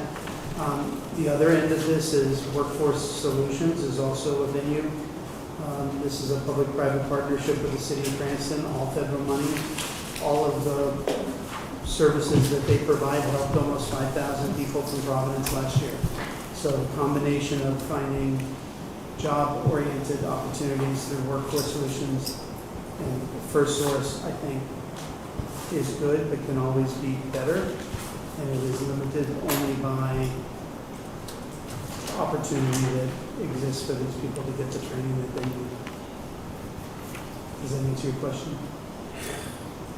We're gonna take a look at what you sent over and Okay. probably follow up. Yeah, that might be the best thing. Yeah. Thank you. I opened one document and it was like 30 pages. I was like, oh, I can't. Yeah. One of them was Yeah. 170, I sent you the summary on. I only got to the first 30 pages. I was like, Yeah. my lunch break not that long. Yeah. Councilwoman Peterson? Yeah, just my last question with regards to the First Source. I don't forgot what it was. Okay. Oversight of the First Source program, does it sit just with economic development, or is there oversight from a committee, or how does that work? So, so a couple of things. One is the oversight is my department and me. Okay. Ernesto works with this program intimately. Okay. So he is involved. Wedley Telemock is the director. This is an exceptional individual who has done a great job to get this going in the right direction. And so the three of us all look at it. We report to the leadership of the administration on what is happening with that bi-weekly as our reporting requirements to our own supervisors. So Okay. that is the oversight of that program. Okay. And then the overwatch is Building Futures. Building Futures provides quality details about every project. They are responsive. They are firm in their actions with people that are doing these projects. So that is the ecosystem of that program. And again, that's how we are currently organizing. Okay, and so Building Futures reports back to you? To me. Okay, great. Great to see those numbers, just to see how many people were. We provided Yeah, some that's reports. in the report. Oh, It says perfect. over. Yeah. Perfect, okay, thank you. That's it, that's all I got. Awesome. Any other questions, committee members, future committee members? You're a committee member now, Yeah. unofficially. Unofficially for the record, but Very soon. very soon. You all set? Yeah. The last question I had, Director, was in terms of piggybacking contracts. I think that's, a double-edged sword at times. It keeps costs down and efficiency, but it takes away the opportunity to maybe find a person or entity that can provide woman-owned or minority-owned services. What's your thoughts on piggyback contracts in general? I'm not familiar with the term, can you just explain a little bit? Yeah, I think there's a little bit. Yeah, so that's when we go to Board of Contract and Supply and request approval for a contract based off pricing that's been secured by another public entity. Usually it's the state MPA, so vendors will submit to the state, they'll end up on the state master price agreement, and we'll utilize that master price agreement. Okay, I understand, yeah. Look, there are advantages and disadvantages to negotiating upfront rates that people charge for things. The ability to solve, especially contracts that are timely, that you need a solution to. Like, I get all that. I think a competitive marketplace is great for this city. So, all that said, you deal with the rules that are before you. I would love to think creatively with all of you about how to make it better for minority and women-owned businesses, especially our small businesses in this city. Last question because I'm starting, is I know the certification process for WMB and MP is at the state level. I'm sorry if you answered this already, but is there any barriers you think that businesses and entrepreneurs are having at the state level? And my follow-up, or where I'm getting to, is there a world where you and your department could do Providence-specific certifications? Is there a need for that, I guess? I'm trying to understand. Again, this is, I have lots of thoughts on this. The policy decision on how you provide opportunity is not in my department. I think anything that you all can think about to make it easier for that kind of business to operate, I think is great. At the state level, some states actually, if you are a smaller disadvantaged business and you are registered as a federal entity, you can waive into a lot of states. So if you are a federally registered thing, Rhode Island doesn't allow for that at the moment. So there's other models out there that we could look at that would help companies become registered, right? That's the first step. But the ability for a city like ours to think differently and provide other opportunities, that's a policy discussion I would be very welcome to be part of. Awesome. Yeah, I think it just seems like there's different departments that interact with this. We have treasury, we have purchasing, we have you. Obviously, we have counselors, people in administration that all have their different opinions. I think having maybe there is sync conversations happening, but for me, it seems like I get a little bit of information from one department, a little bit from another department, and this is something that counselors are very, very passionate about and improving. And we have 9 counselors that identify as BIPOC. When you look at our representation as a city in terms of demographic and ethnicity and nationalities, while we are doing better, I think we still are at the end of the day falling a little short. So anything that we can do to move forward in that category specific, I think we should all be prioritizing. I'd be very welcome. Folks are more welcome to disagree, but I think that's the right opinion. Awesome. Director, Deputy Director, thank you so much for all the work. Appreciate you for your time. We'll see you in Ward 6 shortly. All right. After budget season, though. Thank you for your time. Thank you. At this time, I will take a motion to continue items 1 through 5.